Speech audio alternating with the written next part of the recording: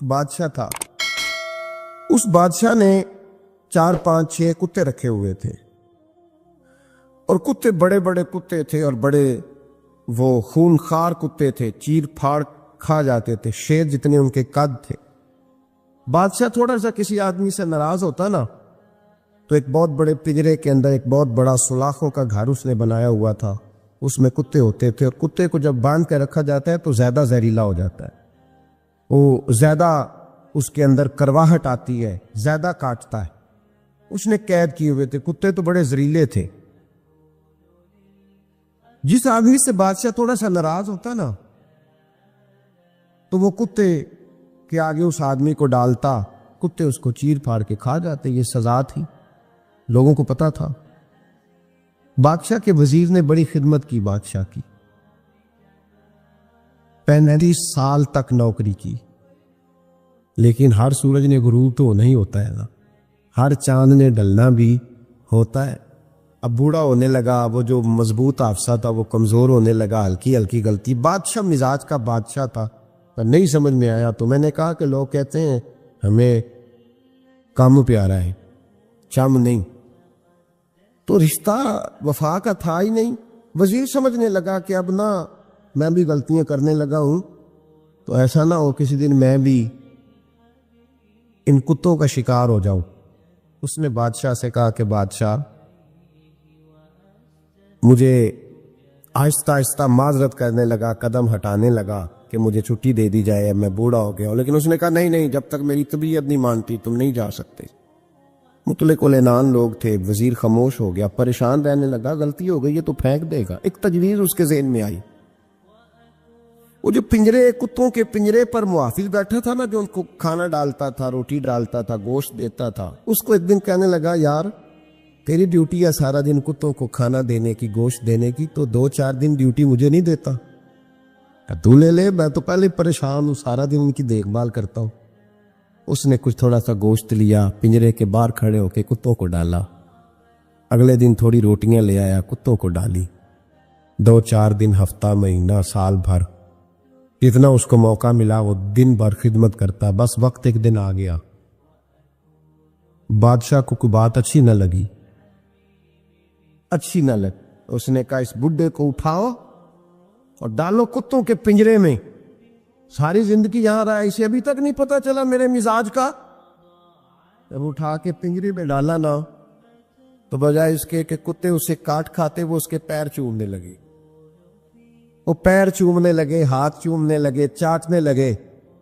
تو بادشاہ سامنے کھڑا تھا نظارہ دیکھنے کو کہ چیر پھاڑ کرتے تو خوش ہوا کرتا تھا. خونخوار درندے جیسی اس کی طبیعت ہو گئی.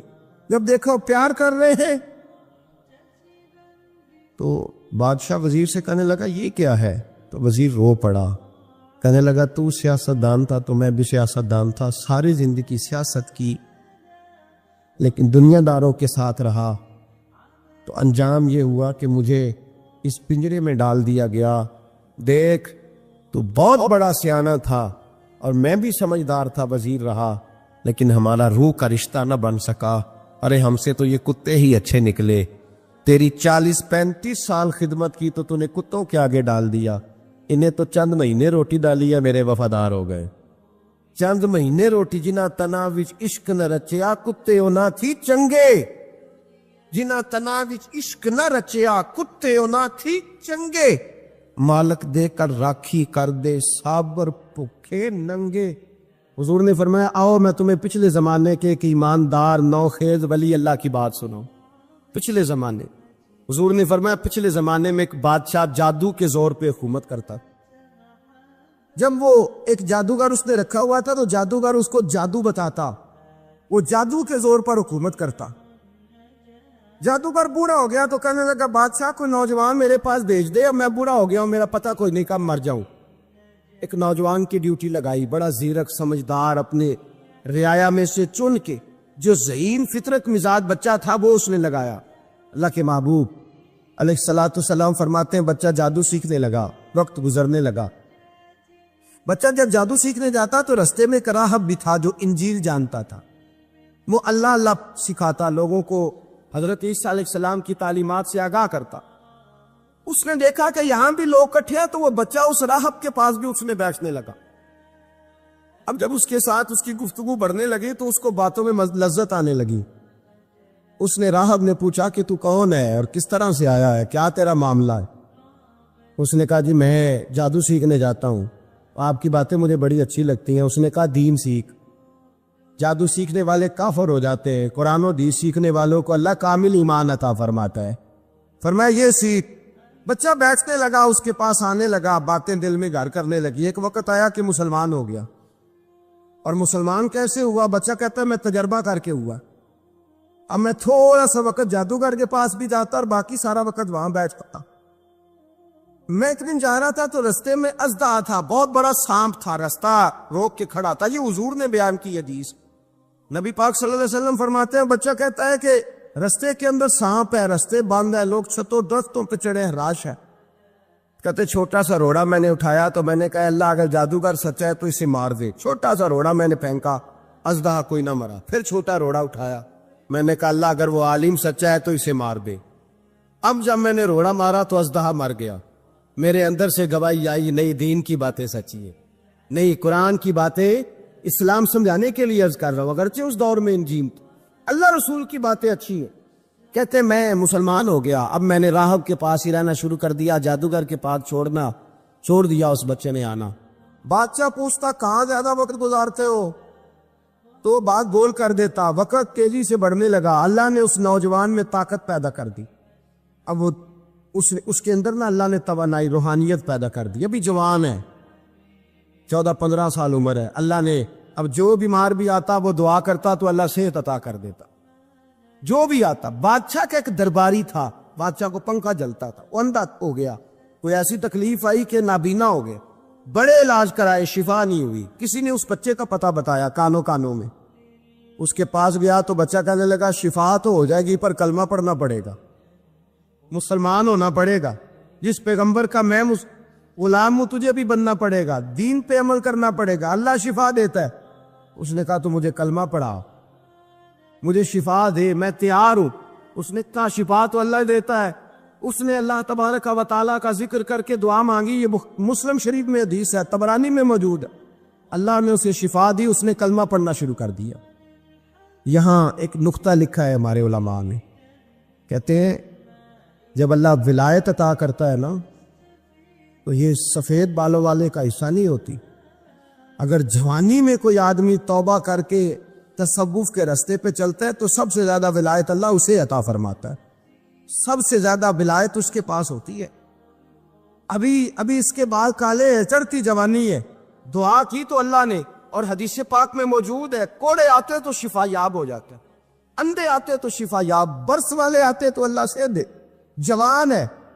بادشاہ کے پاس وہ واپس گیا، وہ جو آدمی جس کی آنکھیں ٹھیک ہوئی تھی، بادشاہ نے پوچھا کہ کیسے شفا ملی؟ تو کہنے لگا میرے رب نے شفا دی ہے۔ بادشاہ سجدے کراتا تھا، اپنے آپ کو منواتا تھا، معاذ اللہ، کہنے لگا میرے علاوہ کون رب ہے؟ اس نے کہا وہی رب ہے جس نے تجھے پیدا کیا ہے، اور وہی رب ہے جس نے مجھ اندھے کو آنکھیں دی ہیں، وہی ہے میرا مالک۔ کہا اچھا تو مجھے نہیں مانتا؟ کہا نہیں میں اپنے رب کو مانتا ہوں۔ بادشاہ نے اسے سزا دی، ستایا، اس نے بچے کا پتہ بتایا، پھر بچے کو بلا کے ستایا تو اس راہب کا پتہ بتایا، راہب بھی قتل ہو گیا، نابینا بھی قتل ہو گیا۔ بادشاہ نے کہا سپاہیوں سے اس بچے کو لے جاؤ اور پہاڑ کی چوٹی پہ جا کے نیچے پھینکو تاکہ مر جائے۔ بچہ پہاڑ کی چوٹی پہ گیا تو ہاتھ اٹھا کے کہنے لگا یا اللہ میرے لیے نہیں اپنے لیے، میرے لیے نہیں اپنے لیے انہیں اپنی قدرت کے جلوے دکھا، میرے لیے نہیں۔ اللہ کے بندے اپنی جان بچانے کی دعائیں نہیں مانگ، اپنے لیے انہیں اپنی قدرت کے جلوے دکھا۔ یہ دعا مانگی، جتنے لوگ ساتھ آئے تھے وہ سارے زمین پہ گرے اور سب مر گئے، پہاڑ سے گر کے مر گئے۔ بچہ واپس سیدھا بادشاہ کے پاس کہنے لگا لو بھائی میرے رب نے مجھے بچا لیا ہے۔ جوان کا ایمان دیکھو، میرے رب نے مجھے، بولو میرے اللہ نے مجھے ایمان کی گواہی دے رہا ہے، میں بچ گیا ہوں، تو جھوٹا ہے، میرا رب سچا ہے۔ اس نے کہا لے جاؤ اس کو دریا میں، کشتی میں بٹھاؤ، بیچ دریا کے جا کے دھکا دے دو۔ بیٹھے کشتی میں، دریا کے بیچ گئے، اور جب جا کے وہاں اس کو دھکا دینے لگے تو اس نے کہا اللہ میرے لیے نہیں اپنے لیے انہیں اپنی قدرت کے جلوے دکھا۔ بس ایک طوفان سا آیا، جتنے سپاہی ساتھ آئے تھے ڈوب کے مر گئے۔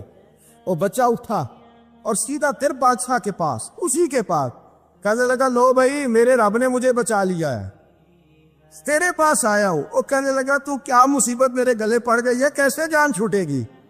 تو بچہ کہنے لگا اگر تو مجھے باندھے درخت کے ساتھ اور سارے ملک کو بلائے، لوگوں کو اکٹھا کرے، پھر تو مجھے تیر مارنا، میں تجھے بتاؤں گا کیسے مارنا ہے، میں مر جاؤں گا۔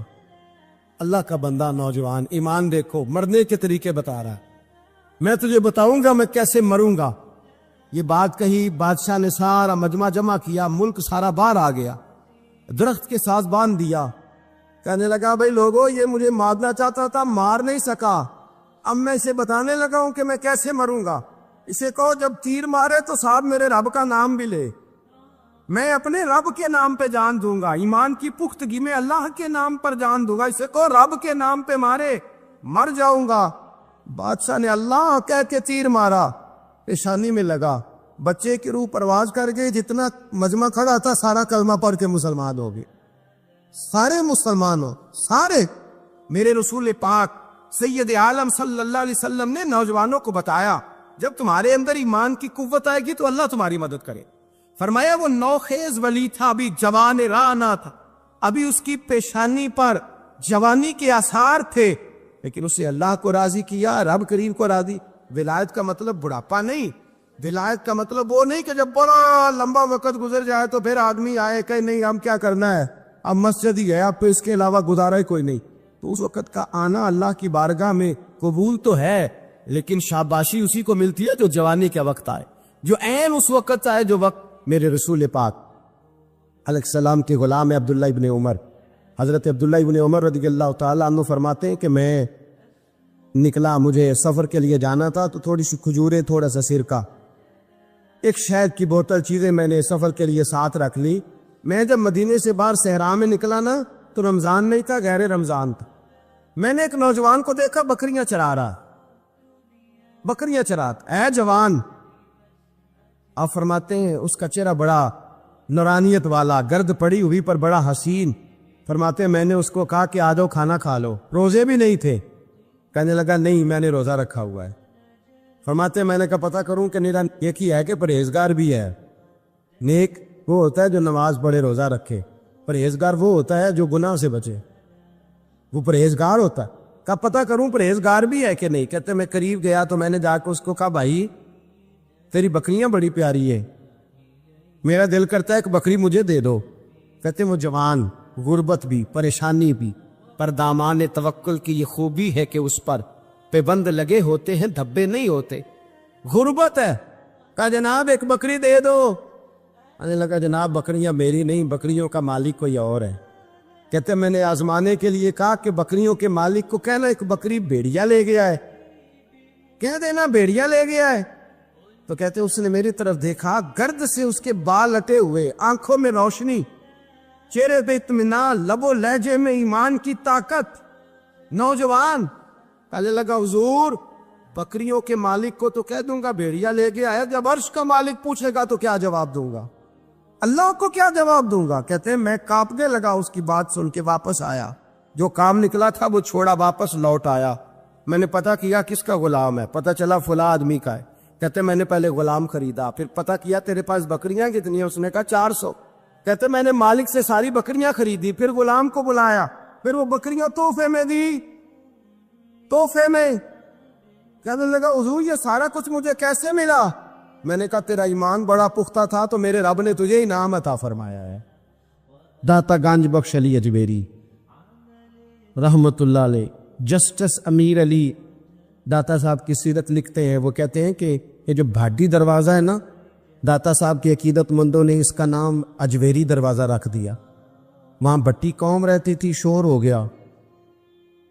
راجہ جے سنگھ سربراہ تھا لاہور کا، اسے شکایت لگائی گئی کہ آج اگر اجمیری نام پہ دروازہ ہے تو کل اور ناموں پہ بھی دروازہ ہوگا۔ لوگوں نے آ کے اس کو راجہ کو شکایت کر دی کہ جناب دیکھیں جی انہوں نے اجمیری نام رکھ دیا ہے۔ اب یہ جہاں جو عقیدت مند سے نا جی داتا صاحب کے، وہ بھی تیار ہو گئے کہ بھئی ہمارے بزرگ وہاں آتے جاتے۔ داتا صاحب عصر کی نماز پڑھ کے باہر آئے، کیا مسئلہ ہے بھائی؟ کہا جناب یہ بھٹی قوم زمانے سے آباد ہے، اس کا نام بھاٹی دروازہ ہے، آپ کے عقیدت مند کہتے ہیں اجمیری دروازہ رکھنا ہے۔ تھاتا صاحب ہنس پڑے اور پہلے تو نظر اپنے عقیدت مندوں پہ ڈالی، فرمانے لگے پتر تختیاں بدلنے سے انقلاب نہیں آیا کرتے، پٹیاں بدلنے سے لوگ ٹھیک ہوں گے۔ فرمایا اگر تمہارے اندر طاقت ہے تو ہندوؤں سکھوں کے دل بدلو تاکہ یہ محمد عربی کے غلام بن جائیں۔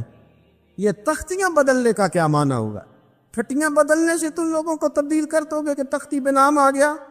اور پھر آپ فرمانے لگے سرے سے بات ہی غلط ہے، کیا ضرورت تھی تمہیں اجمیری دروازہ نام رکھنے کی جب یہ بنایا بھٹی قوم نے، لگایا بھٹی قوم نے، رہتی بھٹی قوم ہے تو بھاٹی دروازہ ہی نام ضرورت ہے، خبردار کسی نے اجمیری دروازہ کہا۔ داتا صاحب یہ کہہ کے اندر آ گئے، اپنے مریدوں اور اپنے نام کے خلاف فیصلہ دے کے کرے نا تھوڑی جرتیں آج بھی کوئی ایک تو ہو جو اپنا نام پیچھے کرے۔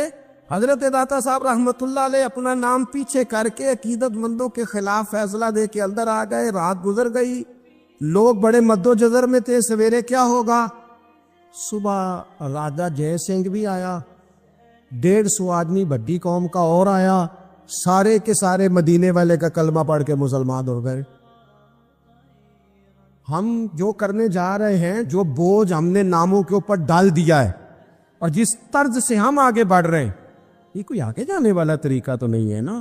آپ لوگوں کو اپنی گفتگو کے جلال سے جیتیں گے؟ آپ کا کردار، آپ کا اخلاق، آپ کی وفاداری، آپ کی معاملہ فہمی، آپ کا حق پہ ہونا، آپ کا سچ بولنا، آپ کے ہاتھوں میں عدل کا ترازو ہونا، یہ لوگوں کو آپ کے قریب کرتا ہے۔ لوگ کبھی بھی آپ کی شخصیت کے سحر میں مبتلا نہیں ہوتے، لوگ جب بھی مبتلا ہوتے ہیں وہ آپ کے کردار کے حسن میں مبتلا ہوتے ہیں۔ اگر آپ روحانی طور پر بیمار ہوں، آپ کے اندر حسد کی بیماری لگ جائے تو حسد کا سادہ ترجمہ کریں، پنجابی ترجمہ کریں، اپنی زبان میں ترجمہ کریں تو حسد کا معنی جلنا ہے۔ تو جس بندے کا اندر جل رہا ہو وہ سکون میں ہوتا ہے۔ اندر آگ لگی ہو حسد کی تو وہ بندہ قرار پائے گا۔ بہت بڑی بیماری ہے، لوگ کہتے ہیں پتہ نہیں مجھے کیا ہے، پتہ ہے آپ کو پر آپ توجہ نہیں کر رہے۔ تکبر ایک بیماری ہے۔ تکبر والا بندہ دل کی جگہ روڑا رکھ لیتا ہے، پتھر، تو اندر بندے کا سخت ہو جائے۔ وہ ہمارے ہاں لوگ کہتے ہیں کہ میری نا ٹانگوں میں بڑی درد ہے، تو پنجابی کہتے ہیں کھلیاں پہ گئی ہیں۔ وہ کیا ہے جی؟ کہتے ہیں سخت ہو گئی ہیں ٹانگیں، چلا نہیں جاتا۔ ٹانگیں سخت ہو جائیں تو گزارا نہیں ہوتا، تو دل سخت ہو جائے تو۔ اب میری بات کو سمجھیں، ہمارے اندر نا بیماریاں ہیں، ہم وہ کڑتے رہتے ہیں، وہ جلتے رہتے ہیں، وہ تکبر میں آ جاتے ہیں، عداوت ہے، بغض ہے، کینہ ہے، ماننے کو تیار نہیں ہوتے۔ دنیا میں یہ سارے لوگ کہہ رہے ہیں کہ مجھ سے حسد ہو رہا ہے، یہ کوئی بھی نہیں کہہ رہا کہ میں کر رہا ہوں حسد۔ تو اگر سب سے ہو رہا ہے تو وہ بندہ کہاں ہے جو کر رہا ہے؟ سب کہتے ہیں کہ بڑا تکبر آ گیا جی لوگوں میں، تو وہ لوگ کدھر ہیں جی جو تکبر کر رہے ہیں؟ وہ بھی، اس کو بھی تو ماننا چاہیے نا میں کرتا ہوں۔ تو یہ ساری بیماریاں، جسمانی، بلڈ پریشر، شوگر اور ہیپاٹائٹس اور معاذ اللہ کینسر، اور یہ سب بیماریاں روحانی بھی جسمانی بھی، تو یا اللہ جائیں کدھر؟ فرمایا وَنُنَزِّلُ مِنَ الْقُرْآنِ مَا هُوَ شِفَاءٌ وَرَحْمَةٌ لِّلْمُؤْمِنِينَ۔ فرمایا میں نے جو تمہیں قرآن عطا فرمایا ہے نا، تو اس میں مومنوں کے لیے شفا بھی ہے اور رحمت بھی ہے۔ یہ تمہاری تمام بیماریوں کی شفا ہے، اس میں تمام بیماریوں۔ ہم مریض ہیں، ہماری کل شفا قرآن پاک کے ساتھ وابستہ، اور اگر صحیح طبیب تک بندہ نہ جائے تو پھر وہ ساری زندگی بیچارہ الجھا رہتا ہے، اسے کامیاب علاج میسر نہیں آتا۔ اس میں جسمانی، حضرت عائشہ صدیقہ رضی اللہ تعالیٰ عنہ فرماتی ہیں میں نے نبی پاک صلی اللہ تعالیٰ علیہ وآلہ وسلم کو نا مرض وصال تک دیکھا ہے، حضور کے وصال تک، کہ حضور قرآن پاک کی آخری 2 سورتیں پڑھ کے سورت فلق اور ناس اپنے ہاتھوں پہ پھونکتے تھے، پر جسم پہ ملتے تھے۔ قرآن پاک میں شفا ہے۔ اب تو لوگوں نے دم درود کو نا اس کو بڑا ہلکا سا کام سمجھ لیا۔ ویسے بھی یہ عاملوں کے ہتھے چڑھ گیا، ملنگوں کے ہتھے چڑھ گیا، کاروبار بن گیا، تجارت بن گئی۔ ورنہ قرآن پاک کی آیات پڑھی جائیں تو حضور نے فرمایا سورہ فاتحہ میں شفا ہے، اس میں کرم ہے، یہ چیزیں جو بڑی ہمارے لیے سود مند تھی، فائدہ مند تھی، ہم چھوڑ گئے۔ ایک بڑی خوبصورت حدیث ہے، سنیے گا۔ حضرت ابو سعید خدری رضی اللہ تعالیٰ عنہ حدیث کے راوی ہیں، بخاری میں موجود ہے۔ ارشاد فرماتے ہیں کہ ہم ایک سفر پہ تھے، واپس آ رہے تھے، ایک جگہ رات کو قیام کیا، سونا تھا، بستی تھی۔ بستی کے لوگوں نے نہ کھانا پوچھا نہ پانی پوچھا، کوئی ضیافت نہیں کی۔ آدھی رات کا وقت آیا تو ایک بندہ دوڑا دوڑا آیا، کہنے لگا ہمارے سردار کو بچھو نے کاٹ لیا ہے، تم میں سے کوئی بندہ دم درود کر لیتا ہے؟ تو ایک صحابی کہنے لگے کر تو لیتے ہیں، پر تم نے چونکہ ہمیں کھانا پانی تک نہیں پوچھا، تم اگر دم کراؤ گے تو مفت نہیں کریں گے۔ بخاری پڑھ رہا ہوں، پیسے لگیں گے۔ کتنے پیسے؟ بکریوں کا ایک ریوڑ پورا۔ شارحین نے لکھا 40 بکریاں۔ کنے دما دیاں؟ او بھائی اس سے کوئی بندہ جواز نہ لے کہ پیسے لینے جائز ہیں، اس سے جواز نہ حاصل کرے۔ اب بات کو سمجھنے، پس منظر کیا ہے؟ پانی تک نہیں تم نے پوچھا۔ کچھ لوگوں کا علاج ہوتا ہے، انہوں نے کہا پیسے لیں گے دم کر دیں گے۔ صحابی نے کہا، حضرت ابو سعید خدری رضی اللہ تعالیٰ عنہ فرماتے ہیں وہ چونکہ تنگ تھے، بچھو کاٹ گیا، اور سردار کو کہا چل تو صحیح نا۔ وہ صحابی گئے، سورہ فاتحہ پڑھ کے دم کیا، اور حدیث بخاری سے میں آپ کو دکھاؤں گا۔ لوگ کہتے ہیں دم کدھر سے آ گیا؟ بخاری پڑھ رہا ہوں، صحیح بخاری۔ شفا تو اللہ نے دینی ہے نا، رب کریم نے شفا دے دی۔ بکریاں لے لیں، آ گئے جہاں آرام کر رہے تھے اس جگہ۔ صحابہ میں اختلاف ہو گیا، کچھ کہنے لگے بکریاں لینی چاہیے تھی، کچھ رہنے لگے نہیں لینی چاہیے تھی۔ حضرت ابو سعید خدری رضی اللہ تعالیٰ عنہ فرماتے ہیں پھر ہم نے فیصلہ کیا چپ کر کے سو جاؤ، صبح حضور کی بارگاہ میں جائیں گے۔ اگر کریم نے کہا لینی چاہیے تھی پھر تو موج بن گئی، اور اگر کہا نہیں لینی چاہیے تھی تو بکریاں ہانک کے واپس کر دیں گے۔ مسئلہ کیا ہے؟ کہتے ہیں صبح گئے حضور کی بارگاہ میں، جا کے مسئلہ عرض کیا، یا رسول اللہ انہوں نے بھی پانی کوئی نہیں پوچھا تھا، ہم نے بھی کہا دم کریں گے تو پیسے لیں گے، تو ہم نے یہ بکریاں لی ہیں۔ شارحین لکھتے ہیں 40 تھی شاید۔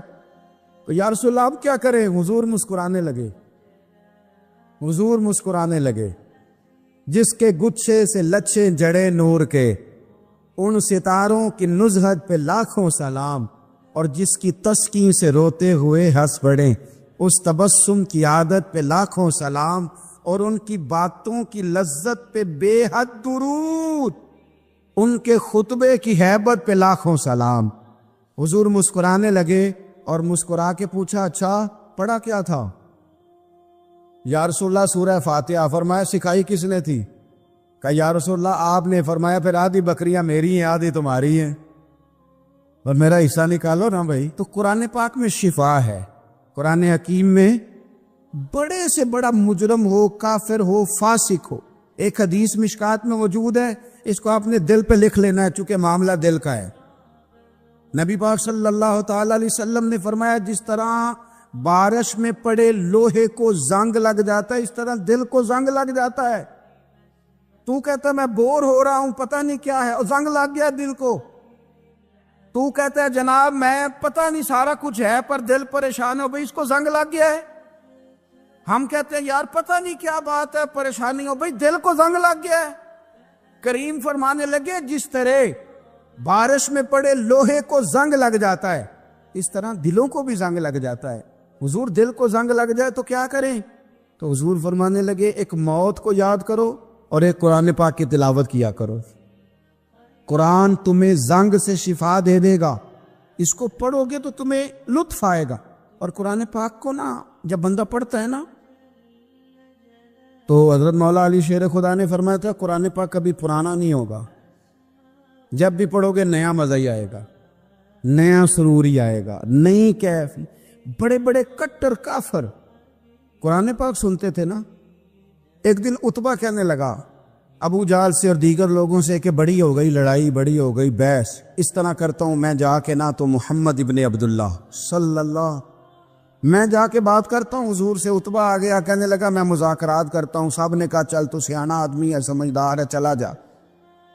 جا کے نہ تو وہی باتیں جو وہ ہمیشہ کرتے تھے۔ نبی کریم علیہ السلام سے کہنے لگا ہم سارے آپس میں ہیں، برادری ہے، قبیلہ ہے، ایک شہر ہے، پھر بھی لڑائیاں شروع ہو گئی ہیں۔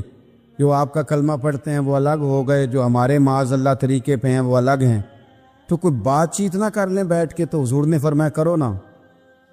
کہنے لگا اگر آپ سرداری چاہتے ہیں تو ہم دیتے ہیں، اور اگر آپ مال و دولت چاہتے ہیں تو معاذ اللہ ہم دیتے ہیں، جو آپ کہتے ہیں ہم کرتے ہیں، کسی طرح کا بھی آپ کا مطالبہ ہے تو ہم پورا کرنے کو تیار ہیں، تو آپ بتا دیں ہم وہ کر دیتے ہیں۔ وہ بڑی اس نے لمبی چوڑی تقریر کی، جتنی آفریں گنا سکتا تھا گنوائیں، کریم خاموش رہے۔ جب اس کی بات پوری ہو گئی تو حضور فرمانے لگے میں بھی کچھ بولوں؟ کہنے لگا بولیں۔ میرے نبی پاک نے قرآن پاک پڑھنا شروع کر دیا، چند آیتیں پڑھی، کھڑا تھا بیٹھ گیا، پھر اٹھ پڑا، کبھی ادھر جاتا ہے کبھی ادھر آتا ہے۔ حضور نے تلاوت ختم کی، کہا کوئی بات کرنی ہے؟ کہنے لگا نہیں مجھے اجازت دے دے۔ واپس گیا، جب گیا نا تو ابو جہل دور سے دیکھ کے کہنے لگا جو گیا تھا وہ تو عتبہ تھا، اور یہ جو آ رہا ہے یہ کوئی اور ہے، یہ کوئی اور ہے، یہ وہ نہیں ہے جو گیا تھا۔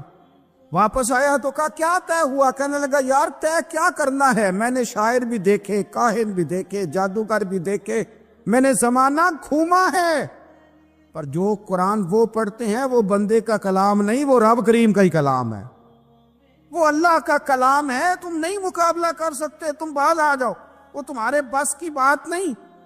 تیرے آگے ہیں یوں دبے لچے فصحا عرب کے بڑے بڑے، کوئی جان منہ میں زبان نہیں بلکہ جسم میں جان نہیں، اور کروں تیرے نام پہ جان فدا، نہ بس ایک جان دو جہاں فدا، میرا دو جہاں سے بھی نہیں جی بھرا، میں کروں کیا کروڑوں جہاں نہیں۔ طفیل بن عمر دوسی مکہ شریف آئے تجارت کے لیے، پہلے بھی آیا کرتے تھے، کہتے ہیں میں بہترین شاعر تھا، مکے آیا سامان بیچتا تھا، کچھ خرید کے لے جاتا تھا۔ ابو جہل مجھے کہنے لگا تو ہمارا دوست ہے، پرانا سجن ہے، تیرا آنا جانا ہے، اور تجھے یہاں اس شہر میں چونکہ تو ہمارا مہمان ہے تو ہر بات سے آگاہ کرنا ہمارا ذمہ داری ہے۔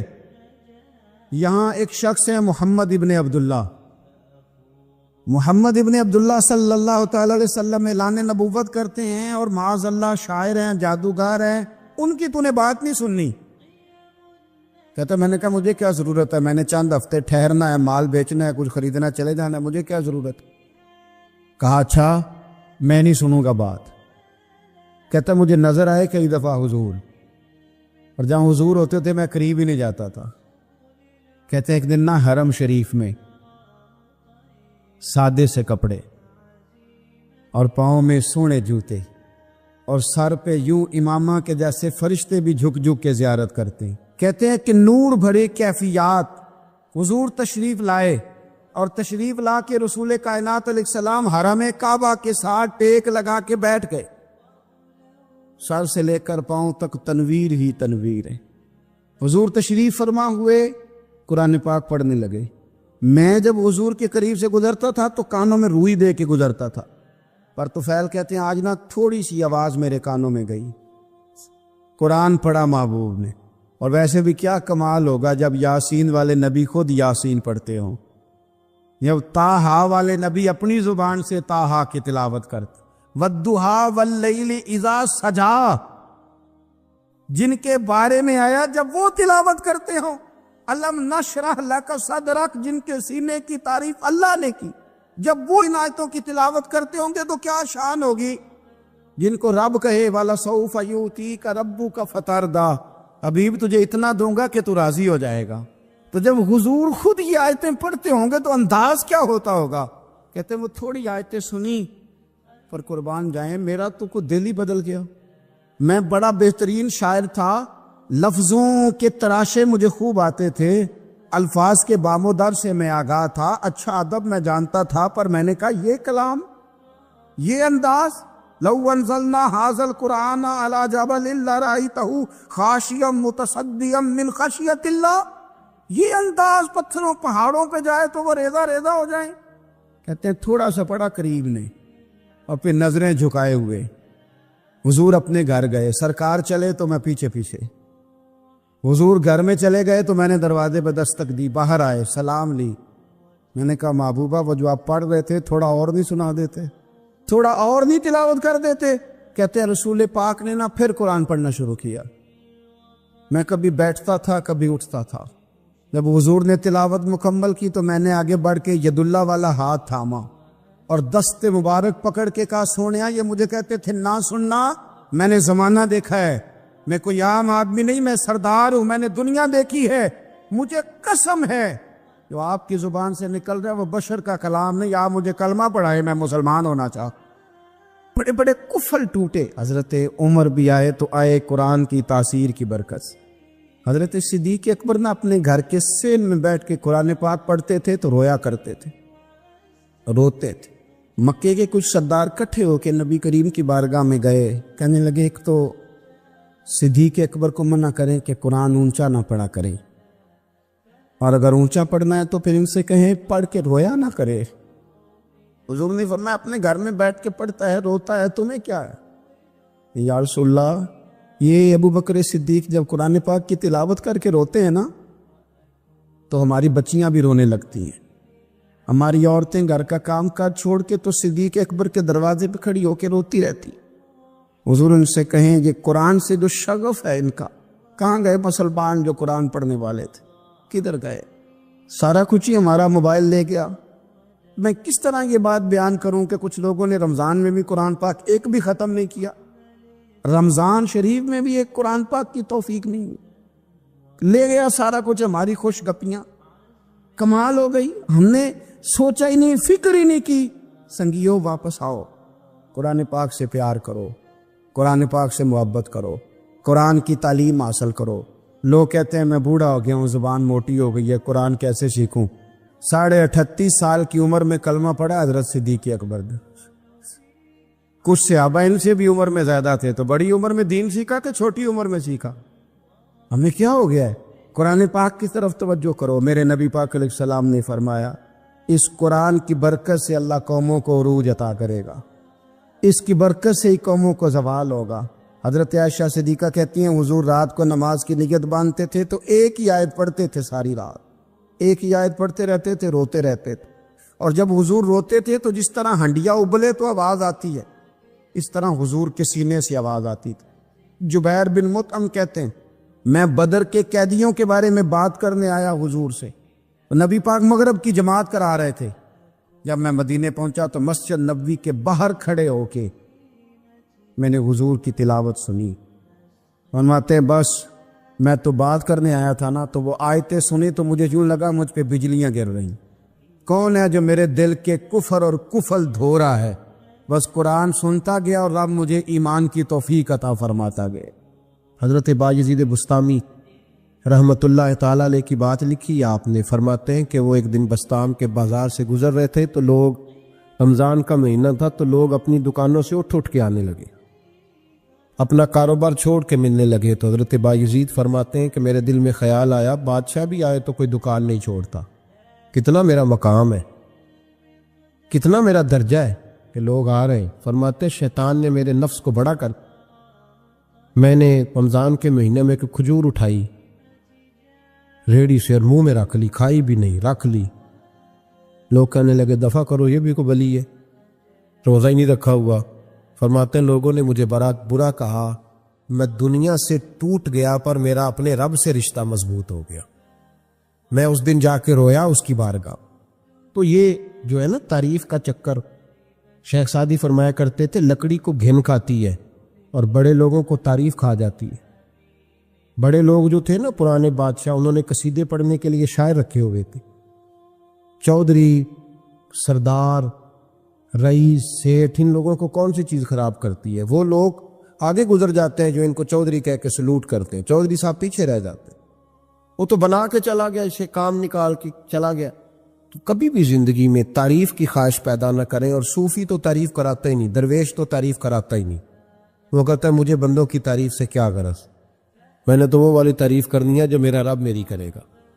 آخرت کی طرف توجہ، تو تعریف پر غور نہ کریں، تعریف کی خواہش نہ کریں، لیکن ایک بات ضرور دل میں پیدا کریں، یہ ضرور سوچیں کہ اچھے بندے اور مخلص لوگ، شریف لوگ آپ کے بارے میں رائے کیا رکھا ہے، یہ ذہن ضرور بنائیں۔ مخلص جو آپ سے مخلص ہے، مخلص لوگ، اچھے لوگ، شریف لوگ آپ کے بارے میں کیا رائے رکھتے، اس رائے کا خیال رکھنا بھی دین کا حصہ ہے۔ حضرت عمر فاروق رضی اللہ تعالیٰ عنہ فرماتے میں کھڑا تھا، یہ بخاری شریف میں حدیث ہے، فرماتے میں کھڑا تھا نبی پاک صلی اللہ علیہ وسلم کی بارگاہ میں تو ایک جنازہ گزرا۔ جنازہ جو اٹھانے والے تھے نا، وہ کہہ رہے تھے کہ یہ بڑا ہی اچھا انسان تھا، اس نے غریبوں کی خدمت کی، دین کی نوکری کی، لوگوں سے پیار کیا، ماں باپ، بہن بھائی، رشتہ دار، ہر ایک کے لیے اس کا رویہ اچھا تھا۔ فرماتے ہیں نبی پاک صلی اللہ علیہ وسلم نے جنازہ اٹھانے والوں کی بات سن کے فرمایا واجبت، اس پر واجب ہو گئی۔ حضرت فاروق اعظم رضی اللہ تعالیٰ عنہ فرماتے ہیں تھوڑی دیر کے بعد ایک اور جنازہ گزرا، جنازہ اٹھانے والے کہہ رہے تھے بڑا شریر آدمی تھا، زبان کا برا، دھوکے باز، فراڈیا، بے ایمان، مال کھانے والا، لوگ یہ باتیں کر رہے تھے۔ نبی پاک صلی اللہ علیہ وسلم نے فرمایا واجبت، اس پر بھی واجب ہو۔ حضرت عمر کہتے ہیں جنازے گزر گئے دونوں، میں نے عرض کی یا رسول اللہ صلی اللہ علیہ وسلم، جس کو لوگ اچھے جملوں سے یاد کر رہے تھے اس پر بھی واجب ہو گئی، اور جس کو لوگ برے جملوں سے یاد کر رہے تھے اس پر بھی واجب ہو گئی۔ تو محبوب نے وہاں لفظ ارشاد، یہ بخاری کے لفظ ہے، فرمایا انتم شہداء اللہ فی الارض، فرمایا عمر تم لوگ زمین پر میرے اللہ کے گواہ ہو۔ تم لوگ، چونکہ اشارہ حضرت عمر کی طرف ہے تو اس سے مراد نیک لوگ، اس سے مراد پرہیزگار لوگ، اچھے لوگ۔ انتم شہداء اللہ فی الارض، تم لوگ زمین پر اللہ کی گواہ ہو۔ فرمایا جس کو جنازہ اٹھانے والے لوگوں نے کہا کہ یہ بندہ اچھا تھا تو میں نے کہا واجبت، اس پر جنت واجب ہو گئی، اور جس کو جنازہ اٹھانے والے لوگوں نے کہا شریر تھا، برا تھا، نالائق تھا، تکلیف دیتا تھا، چونکہ تم زمین پر اللہ کے گواہ ہو تو میں نے کہا واجبت، اس پر جہنم واجب ہو گئی۔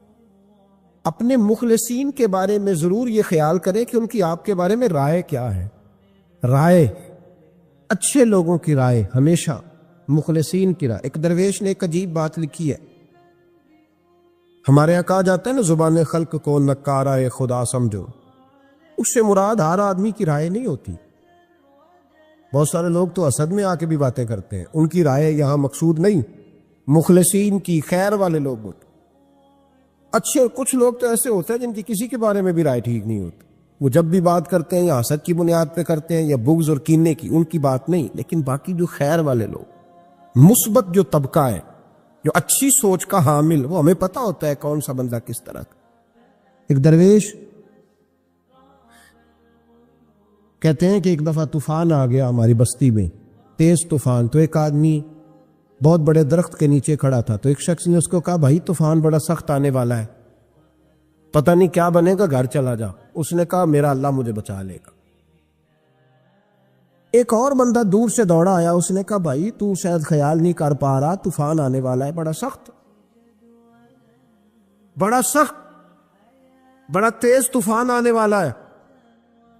ہاں تیز طوفان آئے گا، گھر چلا جا، بچ جائے گا۔ اس نے کہا میرا اللہ بچائے گا۔ پھر ایک تیسرا شخص آیا جو اس سے پیار کرتا تھا، اس نے بھی یہی جملے کہا گھر لوٹ جا، طوفان تیز ہے، تو بچ جائے گا، ورنہ پتہ نہیں کیا بنے گا۔ تین لوگوں نے پیغام دیا، اس نے تیسرے کو بھی کہا میرا اللہ مجھے بچائے گا۔ اب وہ لوگ تو چلے گئے، اچانک طوفان تیز آیا، درخت کا ایک بہت بڑا حصہ ٹوٹا، موٹی لکڑی ٹوٹی، اس کے سر پہ لگی، بندہ انتقال کر گیا۔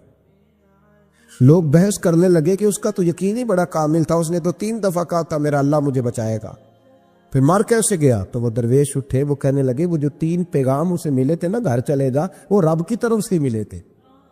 وہ جو 3 مخلصین نے اسے آ کے کہا تھا نا کہ بچ جا اس گلی سے، تو وہ بھی آوازیں قدرتی تھی، وہ بھی اسے اللہ دیکھے نا، رب کریم کوئی زمین پر اتر کر سامنے کھڑے ہو کر تو کلام نہیں نہ کرتا، وہ کسی نہ کسی رنگ میں، کسی نہ کسی انداز میں اپنے بندوں کو کسی نہ کسی وسیلے سے پیغام دیتا ہے نا۔ تو وہ 3 پیغام جو آئے تھے تو اسے اس نے کیوں نہیں نکارا ہے خدا سمجھا، وہ گھر کیوں نہیں گیا؟ جب تیرا مخلص تجھے روز پیغام دیتا ہے کہ تو بچ جا اس گلی سے، تو اگر نہیں نہ بچتا تو پھر تو آواز قدرت پر لبیک نہیں کہہ رہا۔ اگر تیرا بڑا پیارا تجھے روز سمجھاتا ہے نا کہ یہ گلی چھوڑ دے، یہ تیرے والی نہیں، اور تو پھر بھی اسی گلی سے گزرتا ہے، تو پھر تو کچھ ایسی باتوں کو کچل رہا ہے جو تیرا بڑا نقصان کرے۔ بھائی مخلصین جب بات کریں تو ان کی بات کا خیال رکھ، غور کیا کر، تیرے مخلص تیرے بارے میں حضرت عبداللہ ابن عمر، حضرت عمر کے بیٹے تھے، حضرت حفصہ نبی پاک صلی اللہ علیہ وسلم کی زوجہ ہے، حضرت عمر کی بیٹی ہیں۔ ایک دن حضرت عبداللہ ابن عمر کہنے لگے حفصہ نبی پاک صلی اللہ علیہ وسلم سے پوچھنا ان کی میرے بارے میں کیا رائے ہے، اچھے لوگوں کا خیال کرنا۔ دیکھیں نا، حضرت ابو بکر نے ایک دن حضرت بلال سے کہا تھا حضور سے پوچھ کے بتانا، اور یار تم کبھی خیال ہی نہیں کرتا اس بات کا۔ فرمایا پوچھ کے بتانا ابو بکر کے بارے میں ان کی رائے کیا ہے، پوچھ کے بتا دو، پتہ تو چلے، ان سے بات کرنا۔ ہم نے کبھی سوچا ہے ہماری اماں ہمارے بارے میں کیا سوچتی ہے؟ کتنے بد نصیب ہیں وہ بیٹا جس کے ماں باپ اس سے بات کرتے ہوئے ڈرتے ہیں کہ پتہ نہیں کہاں سے بولے گا۔ کبھی ہم نے سوچا ہے کہ ہمارے اساتذہ اور مشائخ کا ہمارے بارے میں رویہ کس طرح کا ہے؟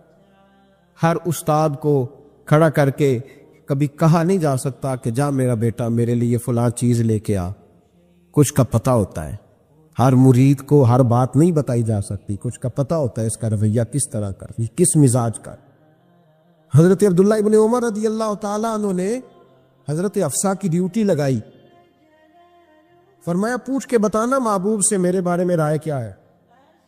نبی پاک صلی اللہ تعالی علیہ وسلم شام کو گھر آئے تو وہ بہن تھی نا، انہوں نے تو کہا جب کبھی موقع ملے تو وہ بہن تھی، انہوں نے کہا موقع کی کیا بات ہے، میرے بھائی نے کام بتایا۔ اسی دن ہی محبوب پاک علیہ السلام سے پوچھنے لگی، کہنے لگی یا رسول اللہ عبداللہ ابن عمر کے بارے میں آپ کی کیا رائے ہے؟ تو میرے محبوب علیہ السلام نے فرمایا عبداللہ لڑکا تو بڑا اچھا ہے تو رجل صالح نیک ہے، لیکن میں نے سنا ہے کہ عشاء پڑھ کے سوتا ہے اور فجر کی نماز تک سویا ہی رہتا ہے، وہ 2 نفل بھی تہجد کے نہیں پڑھتا۔ فرمایا یہ اس کی کمزوری مجھے پسند نہیں، یہ اس کا انداز مجھے بھلا نہیں لگتا، یہ خامی ہے اس کہ عشاء کے بعد غافلوں کی طرح بستر پہ لیٹتا ہے اور پھر فجر تک لیٹا ہی رہتا ہے، اس کو چاہیے کچھ وقت اٹھ کے رب کی عبادت بھی کرے۔ حضرت حفصہ کہتی ہے میں نے کہا کہ بھائی محبوب کہتے ہیں بندہ تو بڑا اچھا ہے پر فجر تک غافلوں کی طرح سویا رہتا ہے، رات پوے تے بے دردانو نیند پیاری آوے، درد مندانو یاد سجن دی ستے امیان جگاوے، اور ساون کی کالی راتوں میں جب بوندا باندی ہوتی ہے وہ راتوں کو اٹھ اٹھ روتے ہیں جب خلقت ساری سوتی۔ فرمایا وہ سویا رہتا ہے۔ تو حضرت عبداللہ ابن عمر کہنے لگے بہن تو گواہ ہو جا، آج کے بعد تیرے بھائی کی تہجد کبھی قضا نہیں ہوگی، میں وقت پہ پڑھا کروں گا، اس لیے کہ مجھے تو سرخ روح ہونا ہے آقا کی نگاہوں میں۔ زمانے کیا ہے کیا ناصر، بھلا جانے برا جانے کہ موج ہے دنیا کیا کہتی ہے، مجھے تو حضور کی نظر میں اپنے آپ کو صحیح ثابت کرنا ہے، وہاں مجھے یاد رکھو مخلصین کا کبھی جو آپ کے مخلص لوگ ہیں ان کے اعتماد کو کبھی ٹھیس نہیں پہنچنی چاہیے۔ کچھ دروازے ایسے ہوتے ہیں جن کے بغیر گزارا نہیں ہوتا۔ رب تبارک و تعالیٰ فرماتے ہیں ان الذین آمنوا وعملوا الصالحات سیجعل لهم الرحمن ودا، فرمایا تو ایمان لانے کے بعد عمل اچھے کرنا، میں لوگوں کے دلوں میں تیری محبت پیدا کر دوں گا، تجھے تعریف کرانے کے لیے بھاگنے کی ضرورت نہیں پڑے گی، میں خود لوگوں کے دلوں میں تیرا پیار ڈال دوں گا، لوگ خود تجھ سے پیار کریں، لوگ خود تیری طرف کھنچے چلے آئیں گے، خود بخود لوگوں کو موڑ دوں گا۔ تو یاد رکھیں مخلصین آپ کے بارے میں کیا کہتے ہیں، اچھے لوگوں کا رویہ آپ کے بارے میں کیا ہے، لوگ آپ کے بارے میں کس طرح کے جملے کہتے ہیں، خیر والے، وہ چیزیں ہمارے لیے سرمایہ آخرت ہے۔ حضرت عبداللہ ابن سلام رضی اللہ تعالیٰ عنہ کے ایک بیٹے کی ملاقات حضرت عمر کے بیٹے سے ہو گئی۔ حضرت عبداللہ ابن سلام رضی اللہ تعالیٰ عنہ کے صاحبزادے کہنے لگے عبداللہ بن عبداللہ، وہ کہنے لگے حضرت عمر کے بیٹے سے کہ تو جہنم کے تالے کا بیٹا ہے، تو کفل جہنم کا بیٹا ہے۔ تو حضرت سیدنا عبداللہ ابن عمر جو تھے وہ ناراض ہو گئے کہ میرے باپ کو جہنم کا تالا کہا۔ گھر جا کے حضرت عمر کو شکایت کی، کہ عبداللہ بن سلام کا بیٹا کہتا ہے تو جہنم کے تالے کا بیٹا ہے۔ تو حضرت عمر کہنے لگے اس کو کہہ لکھ کے دے اور اپنے باپ سے سائن کرا کے دے۔ کہ ابا جی اس نے اتنی سخت بات کی اور آپ خوش ہو رہے، فرمایا اسے کہو لکھ کے دے۔ کہا جناب عجیب بات ہے، فرمایا جاؤ اور اس کے باپ سے مل کے آنا، اسے کہنا لکھ کے دے۔ حضرت عبداللہ بن سلام رضی اللہ تعالیٰ عنہ خدمت میں حاضر ہوئے، کہا جناب کفل جہنم والی بات کیا ہے، آپ لکھ دیں گے؟ فرمایا میں لکھ دوں گا۔ کہا جناب مجھے بھی حکمت سمجھائیں، جہنم کا تالا اس کی کیا مراد ہے؟ تو حضرت عبداللہ ابن سلام فرمانے لگے اس سے مراد یہ ہے کہ جب تک عمر دنیا میں رہے گا جہنم کو تالا لگا رہے گا، عمر کسی کو غلط کام کرنے نہیں دے گا کہ وہ دوزخ میں جائے۔ صحابہ کے بارے میں جب کوئی جملہ کہا کرتا تھا وہ کہتے تھے کہ اسے لکھو، اہل خیر کی رائے، اچھے لوگوں کی ہمارے بارے میں رائے کیا ہے ہمیں پتہ ہونا چاہیے۔ اچھے لوگ ہمیں پتہ ہوتا ہے شہر کے لوگ ہمارے بارے میں کیا کہتے ہیں، ہمیں پتہ ہوتا ہے یہ غریب لوگوں کی ہمارے بارے میں رائے کیا، ہمیں پتہ ہوتا ہے کہ دکھی بہن ہمیں کس طرح دیکھتی ہے، ہمیں پتہ ہوتا ہے کہ کمزور رشتہ دار ہمارے لیے کس طرح کا رویہ رکھتے ہیں، ہمیں پتہ ہوتا ہے کہ ہمارے دوست احباب ہمیں کس طرح کا جانا۔ اپنے رویوں میں تبدیلی لائیں، دیکھیں کہ اچھے لوگوں کی آپ کے بارے میں رائے کیا ہے، اس رائے کو سنبھال کے رکھیں۔ صحابہ کرام علیہم رضوان بڑے خیر والے جملے ایک دوسرے کے بارے میں کہا کرتے تھے۔ حضرت علی فرمایا کرتے تھے کہ عمر دنیا میں اس طرح ہے جس طرح خدا کی رحمت کا بادل برس رہا ہے، اور جناب عمر فرمایا کرتے تھے اگر علی ہمارے درمیان نہ ہو تو ہم تو ہلاک ہی ہو جائیں، علی ہے تو ہم بچے ہوئے۔ ایک دوسرے کے بارے میں خیر کا جملہ ان کی زبانوں پہ رہتا تھا، اور وہ اس رائے کا لحاظ کرتے تھے، وہ اس رائے کا پاس کرتے۔ ہم لوگ بھول گئے ہیں، ہم کبھی سوچتے ہی نہیں کہ فلاں میرے بارے میں خیر کا جملہ کہتا ہے کہ نہیں، عام دنیا داروں کی بات نہیں۔ تو بھائی یہ دیکھیں کہ اچھے لوگ آپ کے بارے میں کیا کہتے، اس گواہی کو سنبھال کے رکھیں، وہ گواہی صبح قیامت کام آئے گی۔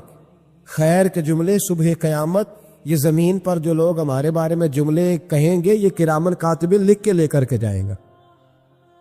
ایک جنازہ گزر رہا تھا تو نبی پاک صلی اللہ تعالی وسلم نے فرمایا مسترجن او مسترجن منہ، فرمایا یا یہ نجات پا گیا ہے یا لوگ اس سے نجات پا گئے،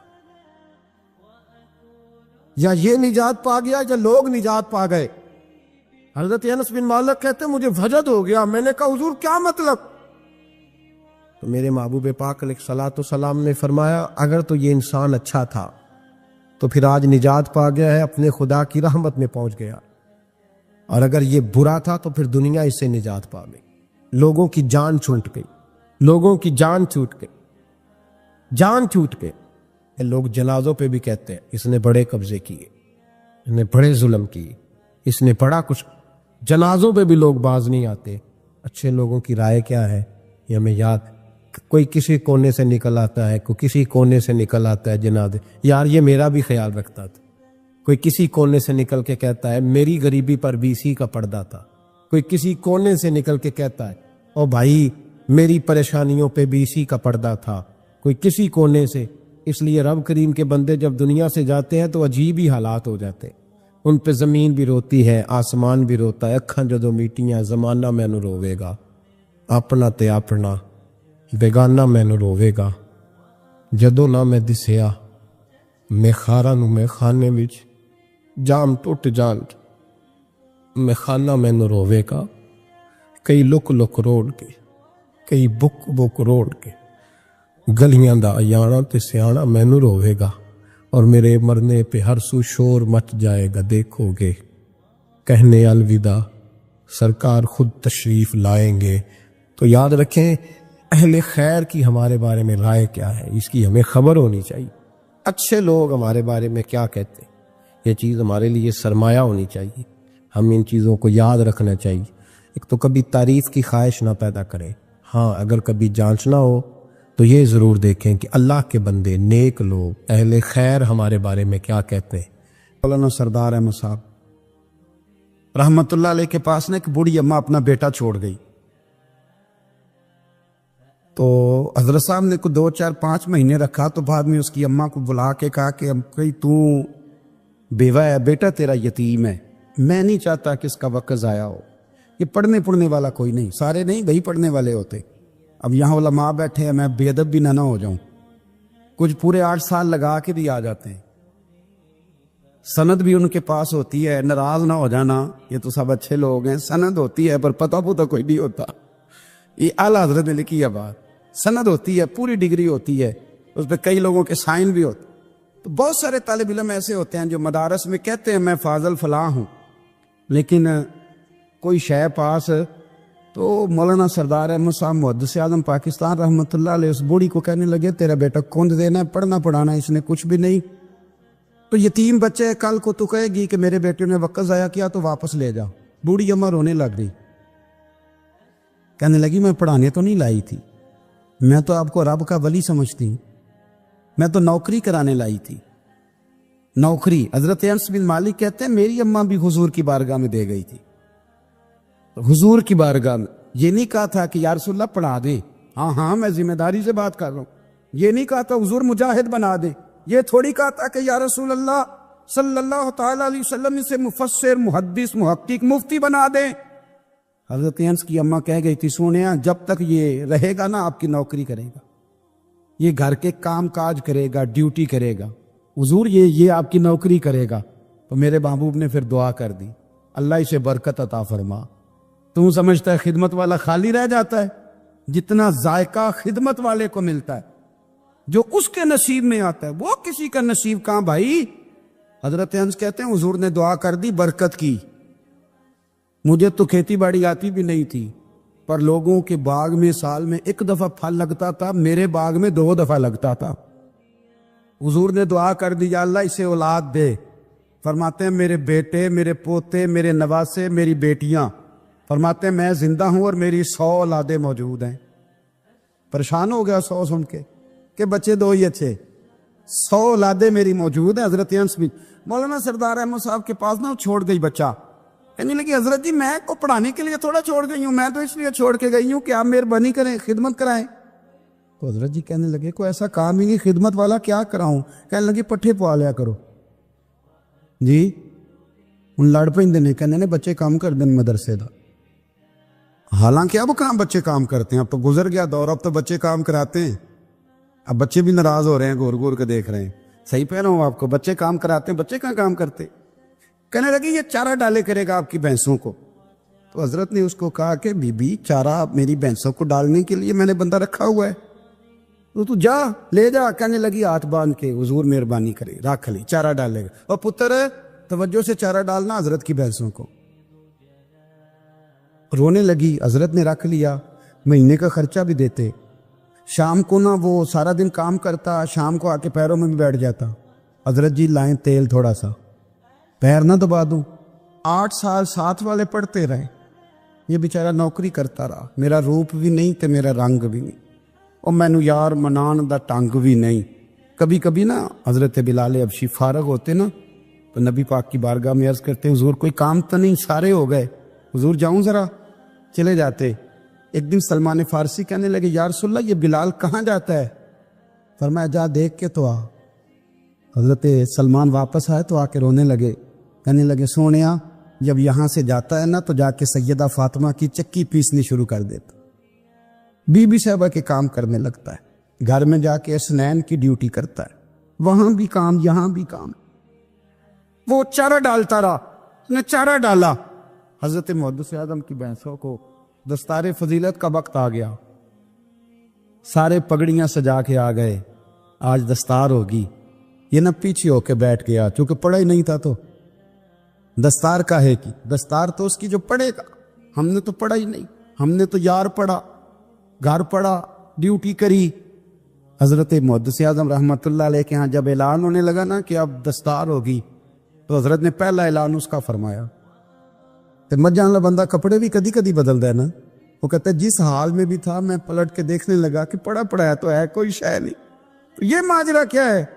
پیچھے سے اٹھ کے آئے تو کہتے ہیں باقیوں کی دستار کسی عالم نے کی، کسی صوفی نے کی، لیکن یہ بھینسوں کو چارہ ڈالنے والا جب آیا تو محدث اعظم نے فرمایا پگڑی کے بال کو کوئی ہاتھ نہ لگائے، یہ ساری دستار میں نے کرنی ہے۔ اور فرماتے ہیں حضرت بال بھی دیتے جاتے تھے اور آنسو بھی بہاتے جاتے تھے، ماتھا بھی چومتے تھے، اور فرماتے تھے دستار کے بعد چلا تو نہیں جائے گا یار، مجھے تو عبادت بھی نہیں رہ گئی، مجھے تو چابیوں کو بھی نہیں پتا کون سی کہاں رہتی ہے، جائے گا تو نہیں تو رو پڑا، کہنے لگا سونے جائے تو وہ جس کے پلے کوئی شے ہو، آتا جاتا تو ہے کچھ نہیں، مجھے کس نے رکھنا ہے، میں نے کہاں جانا ہے، ادھر کہاں تو ادھر ہی رہوں گا۔ وہ اس طالب علم کے سارے استاد بھائی کہتے ہیں اس نے دستار کرائی، پڑھا پڑھایا کچھ نہیں، پر جو مسئلہ اڑ جاتا تھا نا، وہ جا کے اس سے پوچھتے تھے تو کتابیں کھولنے کی ضرورت نہیں پڑتی تھی۔ مولانا امجد علی صاحب اعظمی رحمۃ اللہ علیہ فرماتے ہیں یکدم اعلیٰ حضرت کا دروازہ کھلا، یہ بھی میرے اعلیٰ حضرت کی زندگی ہے، اسے بھی دیکھ، یکدم دروازہ کھلا تو بوڑھے ایمان کے پیروں میں جوتا کوئی نہیں، اور اعلیٰ حضرت سر پٹ دوڑے۔ میں قریب گیا، میں نے کہا حضور میں صدقے جاؤں، کہاں جا رہے ہو؟ کہنے لگے کسی نے بتایا میرا مرشد کا بیٹا ریلوے اسٹیشن سے گزرنے والا ہے، امجد علی دیر نہ کر یار، کہیں شہزادہ ناراض نہ ہو جائے، میرے مرشد کا بیٹا، میرے شیخ کا پوتا، یار ذرا جلدی کر۔ کہتے ہیں اعلیٰ حضرت دوڑے ریلوے اسٹیشن پہ، انہیں اگر فتوے لکھنے آتے تھے کل کے رضا ہے خنجر خونخوار برق بار، تو وہ یہ بھی کہا کرتے تھے کیسے آقاؤں کا بندہ ہوں رضا، بول بالے میری سرکاروں کے۔ دوڑے گئے ریلوے اسٹیشن پہ، اور بوڑھے شیخ صدر الشریعہ کہتے ہیں میں نے کہا حضور میں نہ چلا جاؤں؟ کہنے لگے نا پتر، میں نے بڑا نمک کھایا اس گھر کا، میں نے بڑی نوکری کری ہے، میری اپنی ڈیوٹی ہے، تمہاری تو نہیں نا۔ میرے شیخ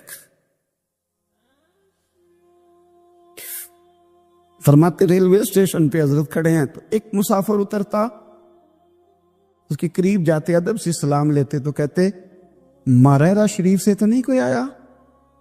کہتے ہیں وہ مسافر گزر جاتا، دوسرا آتا تو پھر قریب جاتے، کہتے وہ اس کے آستانے سے تو نہیں آئے، ادھر سے تو نہیں کوئی آیا؟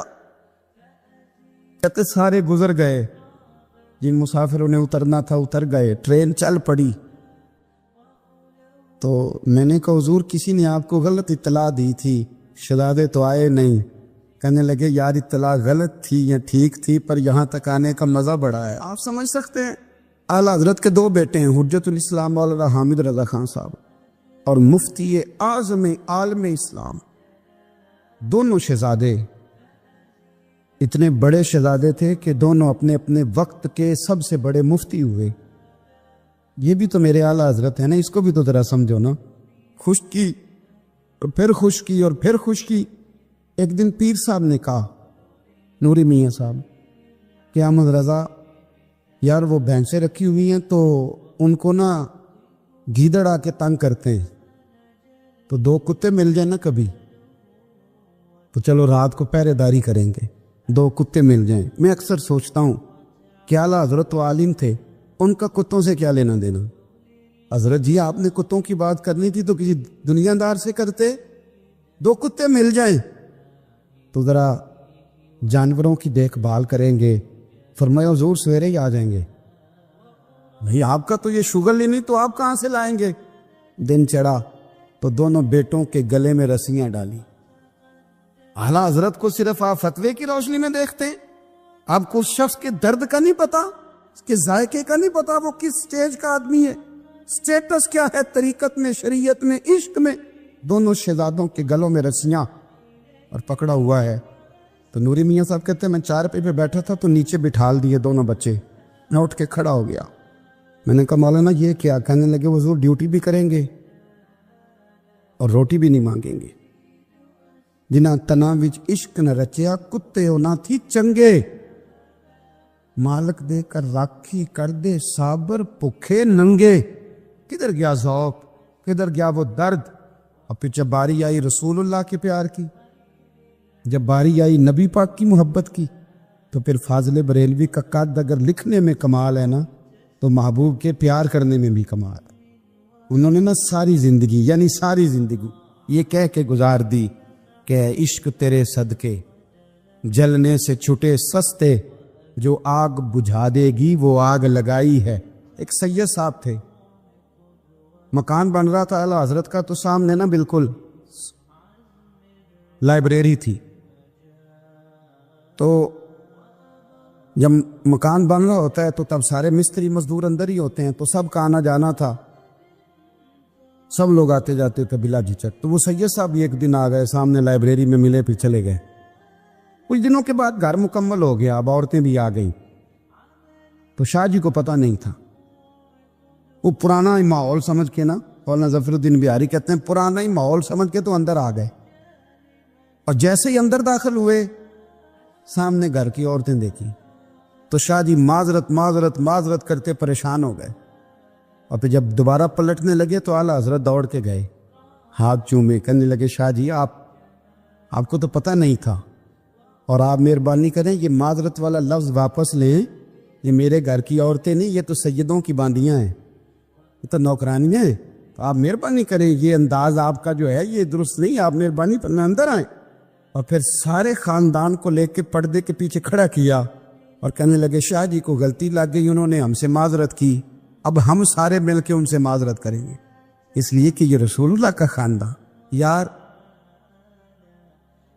تھوڑا بہت 2-4 لفظ جس بندے کو آ جائے نا، 2-4 لفظ، میں ذاتی طور پہ نا آپ کو پتہ ہے میں تو نعت خانوں سے تو ہماری بنتی نہیں، بہت سارے نعت خان تو ہمیں ویسے ہی نہیں، میں کہتا ہوں نعت آنے دے جانے کا نام نہیں، نعت تو کلام کا نام ہے، کسی بزرگ کی بات پڑھو، کوئی مطلب اس میں کوئی ذوق ہو، کوئی درد ہو، یہ کیا بات ہوئی جو آج کل کام شروع ہے۔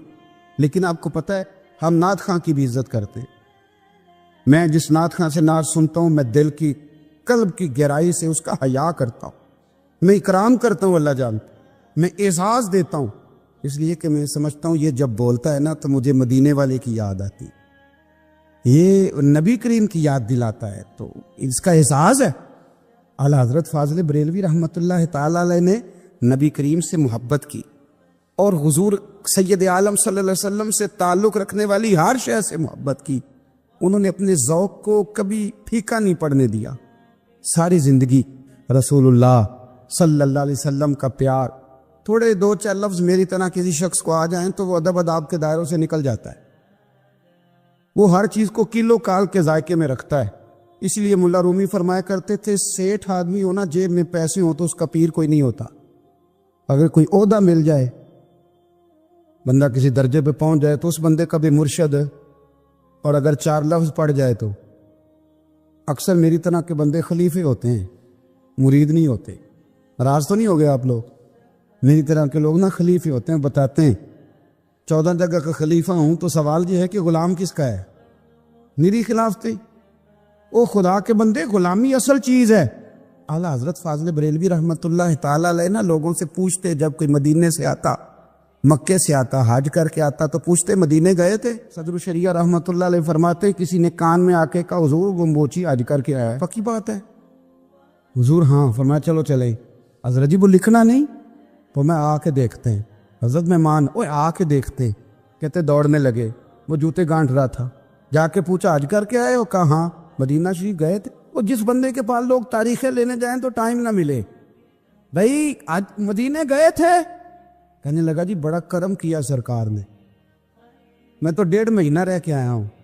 کہتے ہیں جبہ کہیں، پگڑی کہیں، قلم کہیں، شاگرد کہیں، مرید کہیں، اور اندر نہیں، حجرے کے اندر چھپ کے کسی کی تعظیم نہیں، چوک میں موچی جوتے گانٹنے والا دنیا دیکھ رہی ہے، اعلیٰ حضرت جھکے اور موچی کے پیر چومنے شروع کر دیے، لوگ پکڑ دیں حضور یہ کیا، وہ بھی پیر، کہنے لگے پیچھے ہٹ جاؤ، یہ وہ قدم ہے جو میرے مصطفیٰ کریم کے در دولت سے ہو کے آئے، حرم کی زمین اور قدم لگ کے چلنا، میرے سر کا موقع ہے ہو جانے والے، یہ ذائقہ، یہ درد، تو اعلیٰ حضرت نے نا ذوق والی زندگی گزاری، ادب والی زندگی گزاری، پریم والا وقت گزارا، عشق والا وقت گزارا۔ حضرت بلال حبشی کبھی سپاہ سالار بنے تھے کسی جنگ میں، کسی صوبے کے گورنر بنے ہوں؟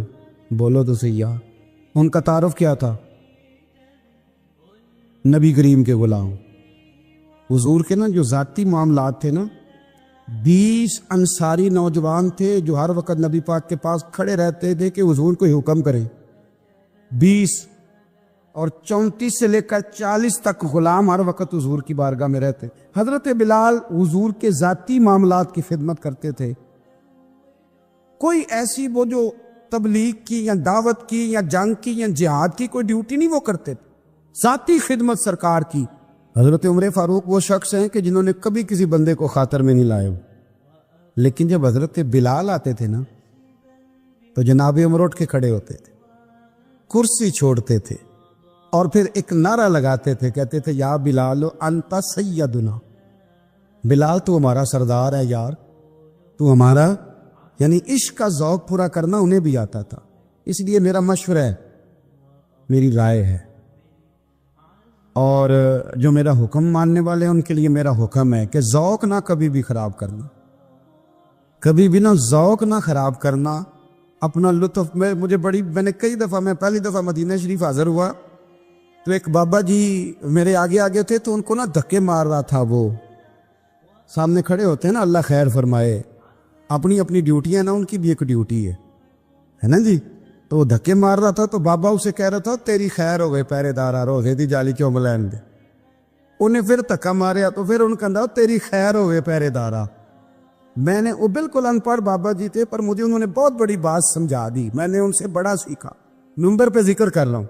وہ تیسری دفعہ پھر دھکا مارا، تیری خیر ہو گئے پہرے دار روزے دی جالی، تو بابا جی باہر نکل آئے، تو میں بھی پیچھے نکل آیا، تو میں نے کہا بابا جی یہاں کچھ انہوں نے بنگلہ دیشی اور ہندوستانی بھی رکھے ہوئے ہیں، پر یہ تو عربی تھا خالص، انہوں کدوں تہاڈی بھی سمجھ آؤندی سی، تسی پنجابی دا شعر سنائی جا رہے ہو۔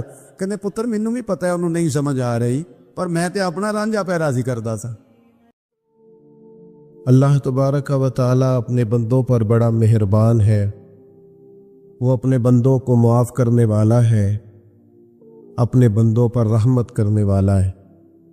ہم اللہ تعالیٰ کے عاجز بندے ہیں، خواہشات نفسانیہ کئی دفعہ معاذ اللہ غالب آتی ہیں، غلطیاں ہو جاتی ہیں، اور ان غلطیوں کی پاداش میں انسان اپنی جان پر زیادتی کرتا ہے۔ اللہ تعالیٰ معاف کرے تو اس کا سفر اللہ کے عذاب کی طرف ہوتا ہے۔ اب ہمیں یہ حکم ہے کہ ہم سب بار بار استغفار کریں اپنے رب کی بارگاہ میں، اس کے حضور توبہ کریں، اللہ سے معافی کے خواستگار ہوں۔ نبی پاک علیہ الصلوۃ والسلام نے تعلیم امت کے لیے فرمایا ہے کہ میں دن میں 100 بار اپنے رب سے استغفار کرتا ہوں، بار بار اس کی طرف رجوع کیا جائے، بار بار اپنے رب کے حضور معافی مانگی جائے، اور بار بار جائزہ لیا جائے اپنے اعمال کا،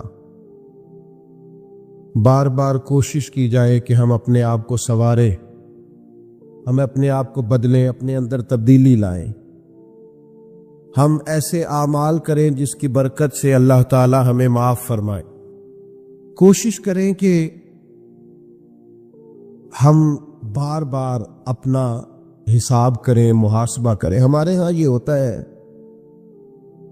کہ لوگ اپنی جسمانی صحت کا تو بڑا خیال رکھتے ہیں کہ میری طبیعت ٹھیک نہیں، ٹیسٹ کرا لوں، یہ چیز کھاؤں، یہ نہ کھاؤں، میں غور کروں کہ کس چیز سے میری طبیعت خراب ہوتی ہے، کس سے بہتر ہوتی ہے، اس کا بڑا لحاظ اور خیال کیا جاتا ہے۔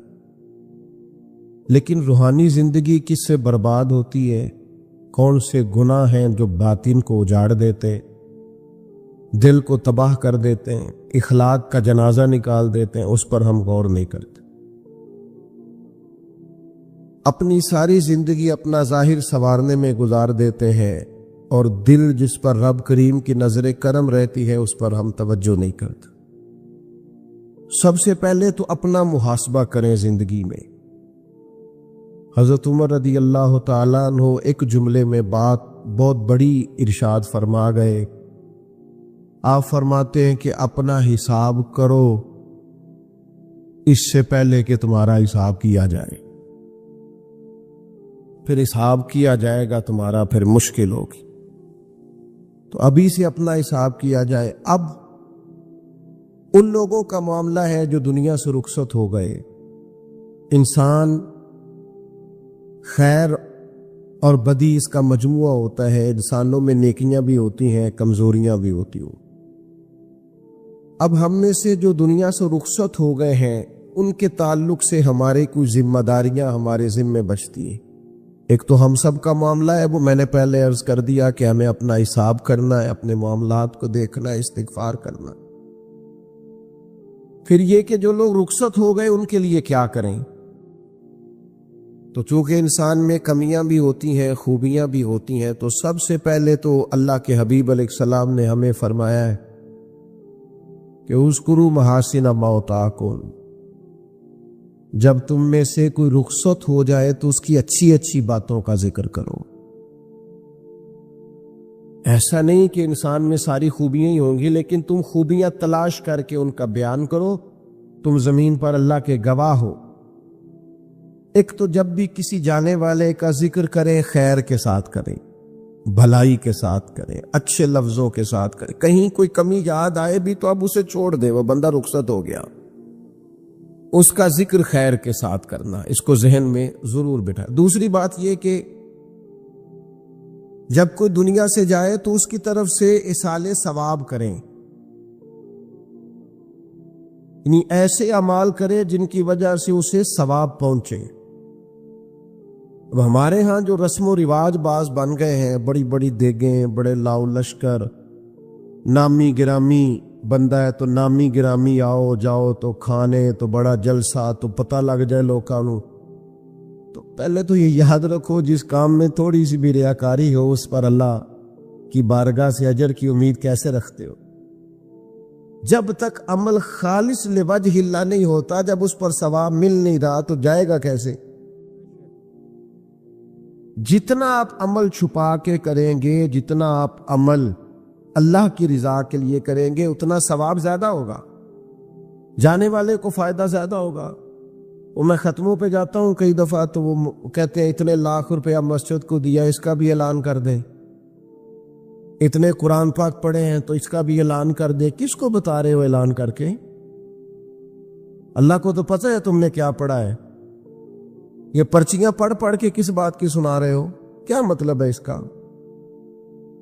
حضرت عبداللہ ابن مسعود رضی اللہ تعالیٰ عنہ فرماتے ہیں بعض ریاکار مر کے بھی ریاکاری نہیں چھوڑتے.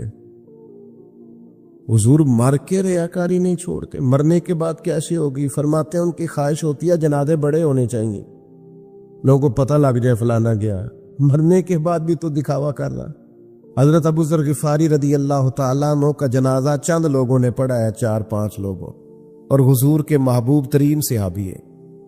بڑا جنازہ بھی بڑی بات ہے، اللہ تعالیٰ توفیق دے تو اچھے لوگوں کے بڑے جنازے، لیکن کسی کا جنازہ چھوٹا بھی ہو جائے تو مطلب یہ نہیں کہ بندہ ٹھیک نہیں تھا. بات کی سمجھ آ رہی ہے؟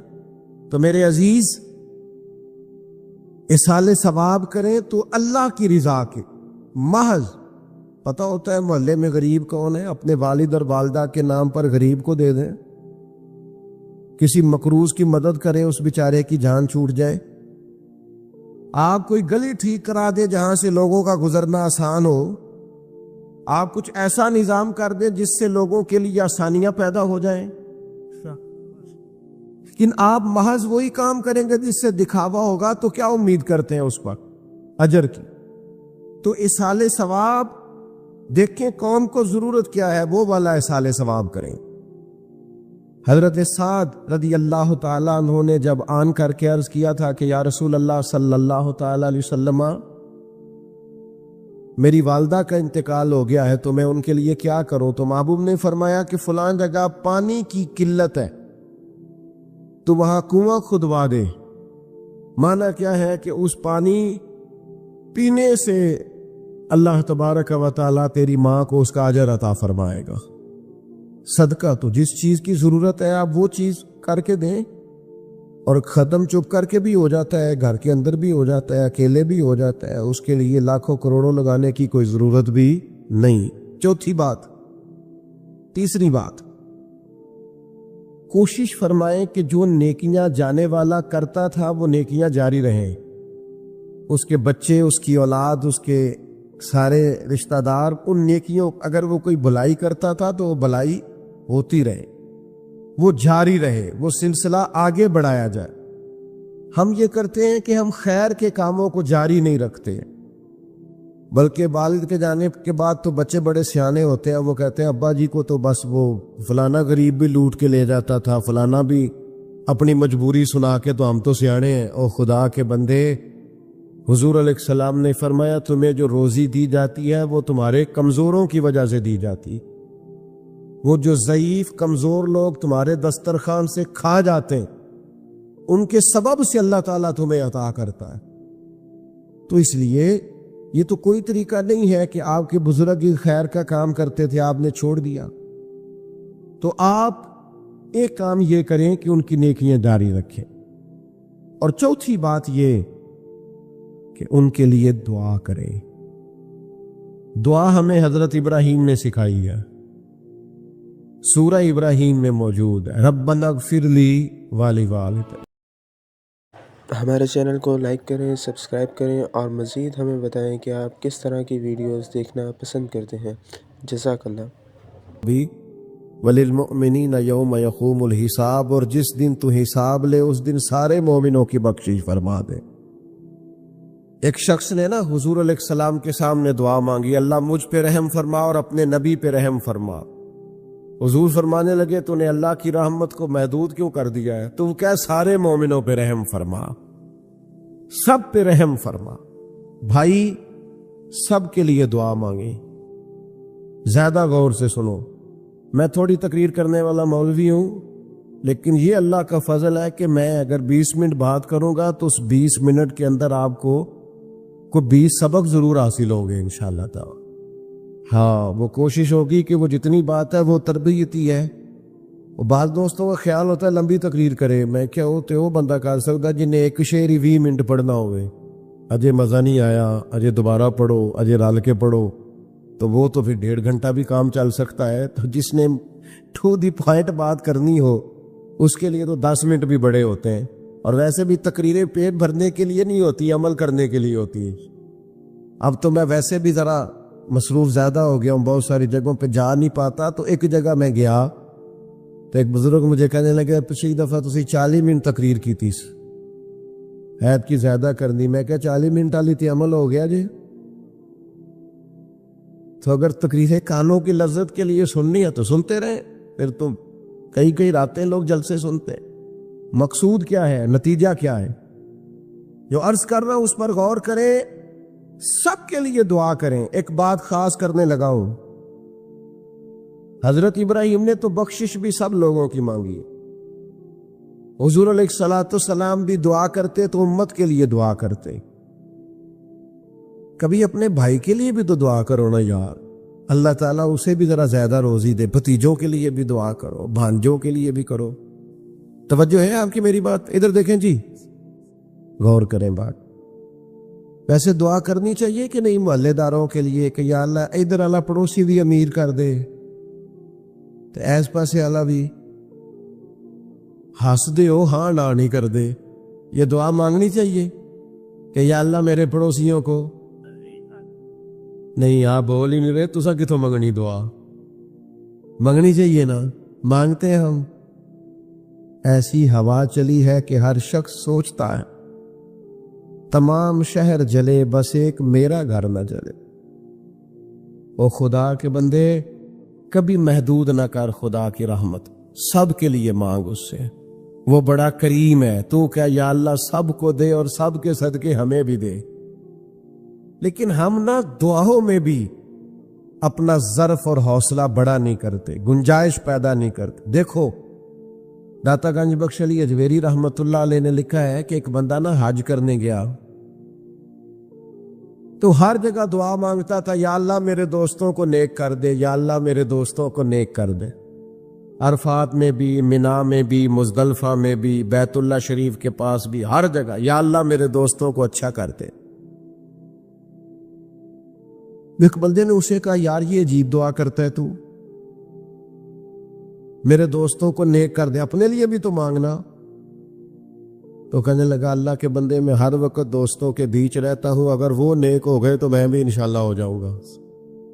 ان کی صحبت میرے اوپر بھی اچھا اثر ڈالے گی، چونکہ رہتا جو ان کے بیچ ہوں۔ ہمارا علاقہ امیر ہو گیا تو انشاءاللہ ہم بھی ہو ہی جائیں گے۔ لوگوں کے رزق میں برکت ہوگی تو ہمارے رزق میں بھی تھوڑا سا نا کشادہ دل کرے ہر معاملے میں۔ اور سنیں حدیث پاک، نبی کریم علیہ السلام نے فرمایا جو دعا اپنے بھائی کی غیر موجودگی میں اس کے لیے مانگی جاتی ہے نا، اللہ وہ دعا جلدی قبول فرماتا ہے۔ اور حضور فرماتے ہیں جب تم اپنے بھائی کی غیر موجودگی میں اس کے لیے دعا مانگتے ہو، اللہ تمہارے سراہنے فرشتہ کھڑا کرتا ہے، اور فرشتہ کہتا ہے مالک جو یہ اس کے لیے مانگ رہا ہے پہلے اسے عطا فرما۔ تو تو کیسی سعادت کی بات. لیکن سینہ کشادہ کرنا پڑے گا, دل بڑا کرنا پڑے گا, حوصلہ بڑا کرنا پڑے گا. جب تک دل, طبیعت, حوصلہ یہ بڑا نہیں ہوتا اتنی دیر تک لطف. حضور کی ساری امت کے لیے دعا مانگیں کہ اے اللہ جتنے خوش عقیدہ ہیں محبوب کے غلام سب کو جنت عطا فرما, سب کے لیے کھول دے دروازے جنت کے. دعا اللہ کی. اچھا پھر دعا مانگنی بھی ذرا ذوق سے چاہیے. کسی بندے نال ذاتی کام ہوئے, ذاتی کوئی لوڑ پہ جائے وہ کیویں کرائی دا بھلا؟ تو پتہ ہے سارے گل دا. السلام علیکم جناب. کہندا وعلیکم السلام. کتھے ہو جی؟ میں تے دور آ کدھر, تسی حکم کرو. کہندا نہیں ٹیلی فون والی گل ہی نہیں, مینوں میل کدھرے. اور رات کو کسی وقت کہتا میں 2 بجے آؤں گا. میں جاگنا یار مجبوری بڑی ہے, تو پاویں 3 بجے آ, مینوں مل کے سویں. پھر اس کو جا کے مجبوری بتاتے ہیں, کلیاں قسمیں اٹھاتے ہیں. اور یہ بھی اس کو کہتے ہیں بار بار کہ میں سارے دوستاں, سنگیاں, ساتھیاں, ساکاں نو آکھ بیٹھا تیرے تو بغیر گل کو نہیں سنی کسی بھی. پورا قائل کرتے ہیں اس کو, پورا مجبور کر دیتے ہیں مدد کرے. کرتے ہیں کہ نہیں ایسا؟ لوگ کرتے ہیں نا. اور تمہیں پتہ ہے بندہ کیسے مانتا ہے, منا لیتے ہو تو سیکھ جاؤ نا رب کیسے مانتا ہے. کبھی بیٹھو نا اکیلے مصلی بچھا کے اور کہو نا اس سے کہ مالک تیرے سوا کدھر جائے. کس سے کہیں, کس کی بارگاہ میں عرض کریں؟ کون ہے جس کے حضور جائیں؟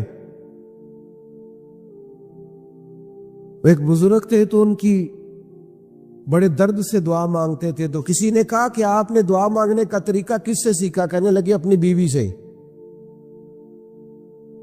میں بیوی سے کیسے سیکھا؟ تو وہ کہنے لگے میری بیوی کو کوئی کام تھا گھر کا, کوئی خرچہ اس نے مجھے بتایا, تو میں نے اسے کہا ابھی میرے پاس پیسے کوئی نہیں, آتے ہیں کہیں سے تو دیتا ہوں, کرا دیں گے. عورتوں کی عادت ہوتی ہے 2-4 دن کے بعد پھر یاد کرایا کہ وہ کام گھر کا ہونے والا ہے, پیدا کیا ہے, بتا تیری بارگاہ میں عرض نہ کروں تو پھر میں کس سے کروں. بندے تو بات سنتے ہیں تو پھر وہ پردے کھول دیتے ہیں, دیتے کچھ نہیں اور لوگوں کو سناتے ہیں فلانا آیا جی پیسے پہ منگدا ہے. ایک سنگی سی ایک دفعہ تے انہیں پائیوں دا تگڑا ہے چنگا, دور کسی سنگی کو لونے کو مدد لئی تھوڑی. میں نے کہا یار تیرا بھائی ٹھیک ٹھاک ہے؟ وہ کہتا ہے دیندا تے ہے پر بدنامی بڑی کردا ہے, سب نو دس چھڑتا ہے. عزت رب کی بارگاہ میں بندہ عرض کرتا ہے تو بندے کا پردہ بھی رہ جاتا ہے اور وہ عطا بھی کر دیتا ہے.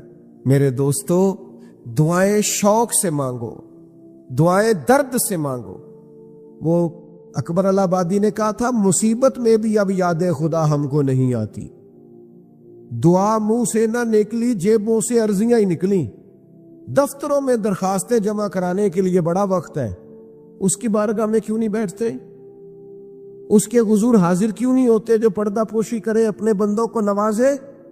اور 10 منٹ نکال کے اس کی بارگاہ میں آ تو صحیح. حضور فرماتے رب کہتا ہے میرا بندہ جب میری بارگاہ میں ہاتھ اٹھاتا ہے مجھے حیا آتی ہے, میں خالی واپس کیسے کروں؟ جاتے ہی نہیں, عرض ہی نہیں کرتے. دعا تو مومن کا ہتھیار ہے, طاقت ہے بندے کی, شان ہے. ہر دکھ سکھ رب رسول کی بارگاہ میں کہے, طاقتور ہو جائے. اور پھر دعا ذوق سے کرے, شوق سے. میں چھوٹا سا آدمی ہوں, صبح مسجدوں میں نا قاری صاحب کے پاس, حافظ صاحب کے پاس بچے سبق پڑھنے آتے ہیں, الف با تا سا. میری طرح کا سب سے چھوٹا مولوی بھی سبق پڑھا رہا ہو نا, تو بچہ سبق پڑھاتے ادھر ادھر دیکھے تو قاری صاحب تھپڑ مارتے, کہتے ادھر تک کوئی سبق میرے سے پڑھ رہا, دیکھ ادھر رہا ہے. اور بات بھی ٹھیک ہے کہ وہ بچہ کیسے پڑھے گا جس کا دھیان ہی نہیں, لفظوں کی پہچان ہی نہیں ہوگی. ڈانٹتے ہیں استاد ادھر توجہ کر. عجیب لوگوں نے رب سے دعا مانگ رہے ہیں, دھیان کسی اور طرف ہے, دل کسی اور طرف ہے, ذوق کسی اور طرف, توجہ ہی کوئی نہیں. مانگ اللہ سے رہیں, بارگاہ کتنی بڑی ہے اور رٹی رٹائی دعائیں چل رہی ہیں, دعاؤں میں باتیں ہو رہی ہیں. ان تے بندے دعا دے ٹائم بھی موبائل نہیں بند کر دے, وہ بھی ویڈیو چاہیے انہوں نے. اللہ سے مانگ رہے ہیں, اس وقت بھی توجہ کر، حضرت موسیٰ علیہ السلام نے عرض کی رب کی بارگاہ میں کہ میری قوم عرض کرتی ہے مالک تو ہماری دعائیں قبول نہیں فرماتا، تو اللہ کریم نے فرمایا کلیم ان کے لفظ میرے ساتھ ہوتے ہیں، دل نہیں میرے ساتھ ہوتے۔ جملے رٹے رٹائے بولنا اور دل پتہ نہیں کہاں گردش کر رہا ہے، بات جو دل سے نکلتی ہے اثر رکھتی، پر نہیں طاقت پرواز مگر رکھتی۔ اب جو ہم جانے والوں کے لیے دعائیں کریں گے گزر جائے، اس میں تو ہمیں چاہیے آپ پیر صاحب سے دعا ضرور کرائیں، علامہ صاحب سے ضرور دعا کرائیں، لیکن جس ذوق سے پتر نے دعا مانگنی ہے نا والد کے لیے، وہ دوسرا کوئی نہیں مانگ سکتا۔ جو بیٹی نے دعا مانگنی ہے نا درد سے، وہ دوسرا کوئی۔ آپ خود دعا مانگیں، خود ختم شریف پڑھیں، خود تلاوت کریں۔ اسی بڑے منفرد لوگ ہیں، ہمارا یہ طریقہ ہے کہ ہم نے رویہ اس طرح کا بنایا ہوا ہے کہ قرآن شریف بھی کوئی اور ہی پڑھے گا ہمارے ابا جی کے لیے۔ او بھئی آپ بھی تو کوئی 2 پارے پڑھے نا اپنے والد کے لیے۔ او میں اینے قرآن پاک پڑھائے نے، تو آپ کتنے پڑھے نے بھائی؟ ایک بھی نہیں، وہ سارے مدرسے کے بچے۔ اور پھر آپ نے ناراض نہیں ہونا میری بات سے، قرآن پاک کے بارے میں نبی پاک علیہ السلام نے فرمایا جب تک دل جمے پڑھو، اور جب دل نہ جمے طبیعت تھکے تو چھوڑ دو۔ تے جڑا اسی بالاں نو بلانے ہیں مدرسے تو کہنے ہیں پورا قرآن پڑھ کے ہی اٹھنا جے، او دا کی مطلب ہے؟ ان کا دل کرے تو آدھا سپارہ پڑھے، دل کرے تو 1 رکوع پڑھے۔ آپ نے تو پابند کر دیا ہے۔ کس بنیاد پہ پابند کیا آپ نے؟ آپ خود پڑھیں۔ اور پھر علماء نے لکھا ہے بچہ نیت کر لے والد کے لیے پڑھ رہا ہوں، کہنے کی بھی ضرورت نہیں، اللہ ثواب عطا کر دے گا۔ خود 1 سپارہ نہیں۔ اور بیٹا بیٹی بھائی سنیں میری بات، اللہ آپ کو سلامت رکھے، میری بات سنیں۔ اب ہم نے کرنا کیا ہے؟ اب کرنا یہ ہے کہ ہم نے خوب دعا کرنی ہے۔ آج بھی جن کے ختم کے لیے ہم آئے ہیں نا، ہمارا دل پورا لگ جائے، اس طرح بندہ رب کو مناتا ہے نا۔ یہ ضروری نہیں کہ یہاں سے اسپیکر سے یہ دعا ہوگی وہی دعا ہے، آپ اپنے دل میں 2 جملے کہہ دیں اس کے لیے کہ یا اللہ تو مہربان ہے۔ دیکھو لمبا نہیں یاد رکھتے لوگ، جو قبروں میں پڑے رہ گئے، آہستہ آہستہ بندے بھولنے لگتے ہیں۔ جب کسی کا انتقال ہوتا ہے لوگ روز قبرستان جاتے ہیں، پھر تھوڑے دنوں کے بعد یہ کیے فرمایا قبر وال ماں، میرا باپ، میری اولاد میرے لیے دعا کرے، میرے اپنے میرے لیے دعا کرے، وہ تو انتظار کر رہا۔ دوستو اپنے جانے والوں کا بہترین تحفہ ان کے لیے دعا کرو۔ میری والدہ میرے والد چلے گئے، کوئی مجھ سے پوچھے نا ان کے لیے کیسے دعا کر، تو میں کہتا ہوں میری سانسیں بھی دعا کرتی، میری دھڑکنیں بھی دعا کرتی۔ ایک دن نہیں، ایک دن میں کئی دفعہ جب بھی خیال آتا ہے ان کے، قرآن مجید نے خود توجہ دلائی وَقُلْ رَبِّ ارْحَمْهُمَا كَمَا رَبَّيَانِي صَغِيرًا۔ اللہ کہتا ہے کہو اے اللہ ان دونوں پہ رحم فرما، جب میں چھوٹا تھا تو میری انہوں نے پرورش کی تھی۔ رب نے دعا سکھائی۔ بھائیو صرف مسلمان کا آج موبائل بھی آباد ہے، فوٹو بھی آباد ہے، اور دسترخوان بھی آباد ہے، اور ہوٹل بھی آباد ہے۔ جس چیز کو آباد نہیں کرتے وہ مسلح ہے۔ مسلح کمزور ہے، مسلح طاقتور ہونا چاہیے۔ وہ بندہ طاقتور ہے جسے اللہ سے جڑنا آتا ہے، دعائیں مانگنی آتی، التجائیں کرنی آتی، خوب دعائیں مانگیں، خوب اس کی بارگاہ میں حاضری دیں۔ آخری بات آپ سب کے لیے میری یہ ہے کہ ہم سب نے دنیا کو چھوڑ کے جانا ہے۔ ہم دنیا میں اچھے عمل کرنے آئے ہیں۔ جڑا بچہ اتوں پردیس گیا ہے نا، ابا جی نے پلاٹ ویچیا ہے تے اماں نے زیور ویچیا ہے، تو ਉਹ ਬਾਹਰ ਕੰਮ ਨਾ ਕਰੇ ਤਾਂ ਜਿਹੜੇ ਇੱਥੋਂ ਕੋ ਬੰਦਾ ਜਾਏ ਉਹ ਕਹਿੰਦੇ ਯਾਰ ਤੂੰ ਕਿੱਡਾ ਬੇਵਕੂਫ ਹੈ, ਤੇ ਮਾਂ ਪਿਓ ਨੇ ਜਿਹੜੇ ਕੰਮ ਕੱਲਿਆ ਤੂੰ ਕਰਦਾ ही नहीं, वेला फिरना है। और फिर मैंने सियाने लोग देखे हैं सऊदी अरब में 40 साल गुजारते हैं पर वहां घर नहीं बनाते। दुबई में, यूरोप में 40 साल गुजारे, घर नहीं कोई, बल्कि जो कंबल खरीदा था ना जाते वक्त वापसी तक वही कंबल है। क्यों? कि वो समझते हैं घर तो पाकिस्तान में। प्रदेश के लिए मेहनत, यहां घर बनाने का मकसद कोई नहीं। ओ मेरे दोस्तों, नबी पाक ने हमें फरमाया दुनिया में इस तरह रहना जिस तरह मुसाफिर रहते हैं। घर तो तुम्हारा जन्नत में, असर ठिकाना तो आखिरत का है, लेकिन हम सारी तबाही उतार रहे हैं, यहां फारिग फिर रहे हैं। आपने नाराज नहीं होना, ढेर सारे बंदे बेनमाजी हैं और बिला वजह बेनमाजी हैं, कोई वजह नहीं। जो बंदा कहता है नमाज के लिए टाइम नहीं मिलता, झूठ बोलता है, क्योंकि रब कहता है ला युकल्लिफुल्लाहु नफ्सन इल्ला वुसअहा, जो बोझ कोई उठा ना सके मैं डालता ही नहीं। तो हम नमाज पढ़ सकते थे तो अल्लाह ने फर्ज की है, ठंडे एसी लग गए, अब फजर में आंख ही नहीं खुलती। ओ खुदा के बंदो, उस वक़्त से डरो जब एसी भी हो, कमरा भी हो, पर नींद ही ना आए। आज नींद जरूर करो पर गाफिलों वाली ना करो। फजर की नमाज बर वक्त, आजकल ही तो मौका है फजर पढ़ने का जब रात छोटी। अब भी तो मजा आता है, बंदा थोड़ी कुर्बानी दे के उठता है। यही तो टाइम है कि आप वक्त पे आए। और ये जिम्मेदारी है घर के बुजुर्गों की कि वो जिस तरह नाराज होते हैं ना, मेरी रोटी क्यों नहीं टाइम ना पक्की, उन्हें नाराज होना चाहिए कि तुमने नमाज क्यों नहीं पढ़ी। लेकिन वो ज़ात के लिए नाराज होते हैं, दीन के लिए नाराज ही नहीं होते। इस पर ज़रूर तवज्जो करें, बिलखुसूस अपनी नमाज का खास। और नौजवानों से कहूँगा, जो बंदा जवानी में नमाजी नहीं ना होता, बुढ़ापे में उसके लिए आदत डालना मुश्किल होता है।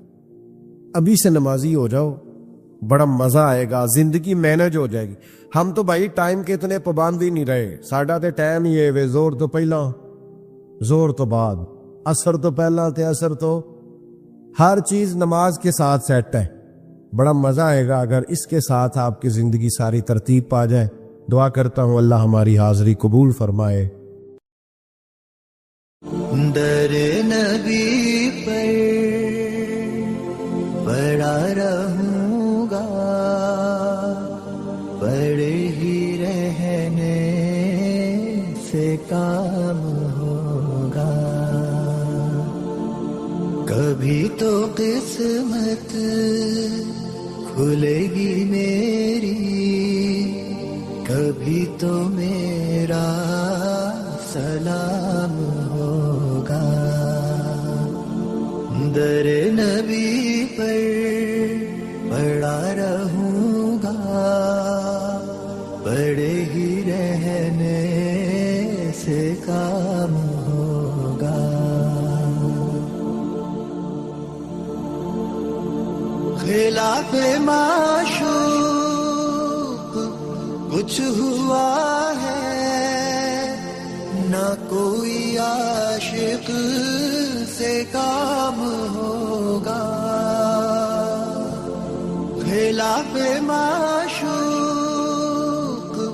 कुछ हुआ है, ना कोई आशिक से काम होगा। खुदा भी होगा उधर ही है दिल, जिधर वो आली मकाम होगा। दर नबी पर पड़ा रहूंगा, पड़े ही रहने से काम होगा। किए ही जाऊंगा अर्ज़े मतलब, मिलेगा जब तक ना दिल का मतलब।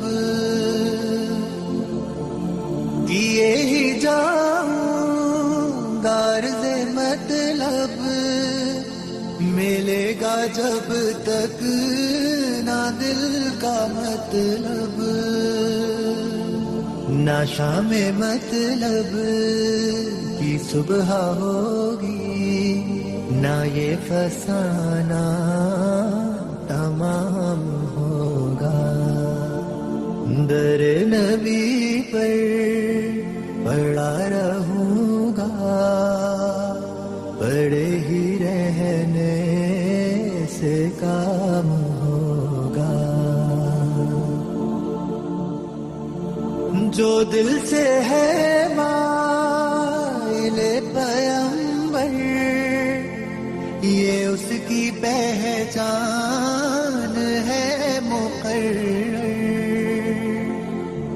जो दिल से है माइले पैगंबर, ये उसकी पहचान है मुकर्रर।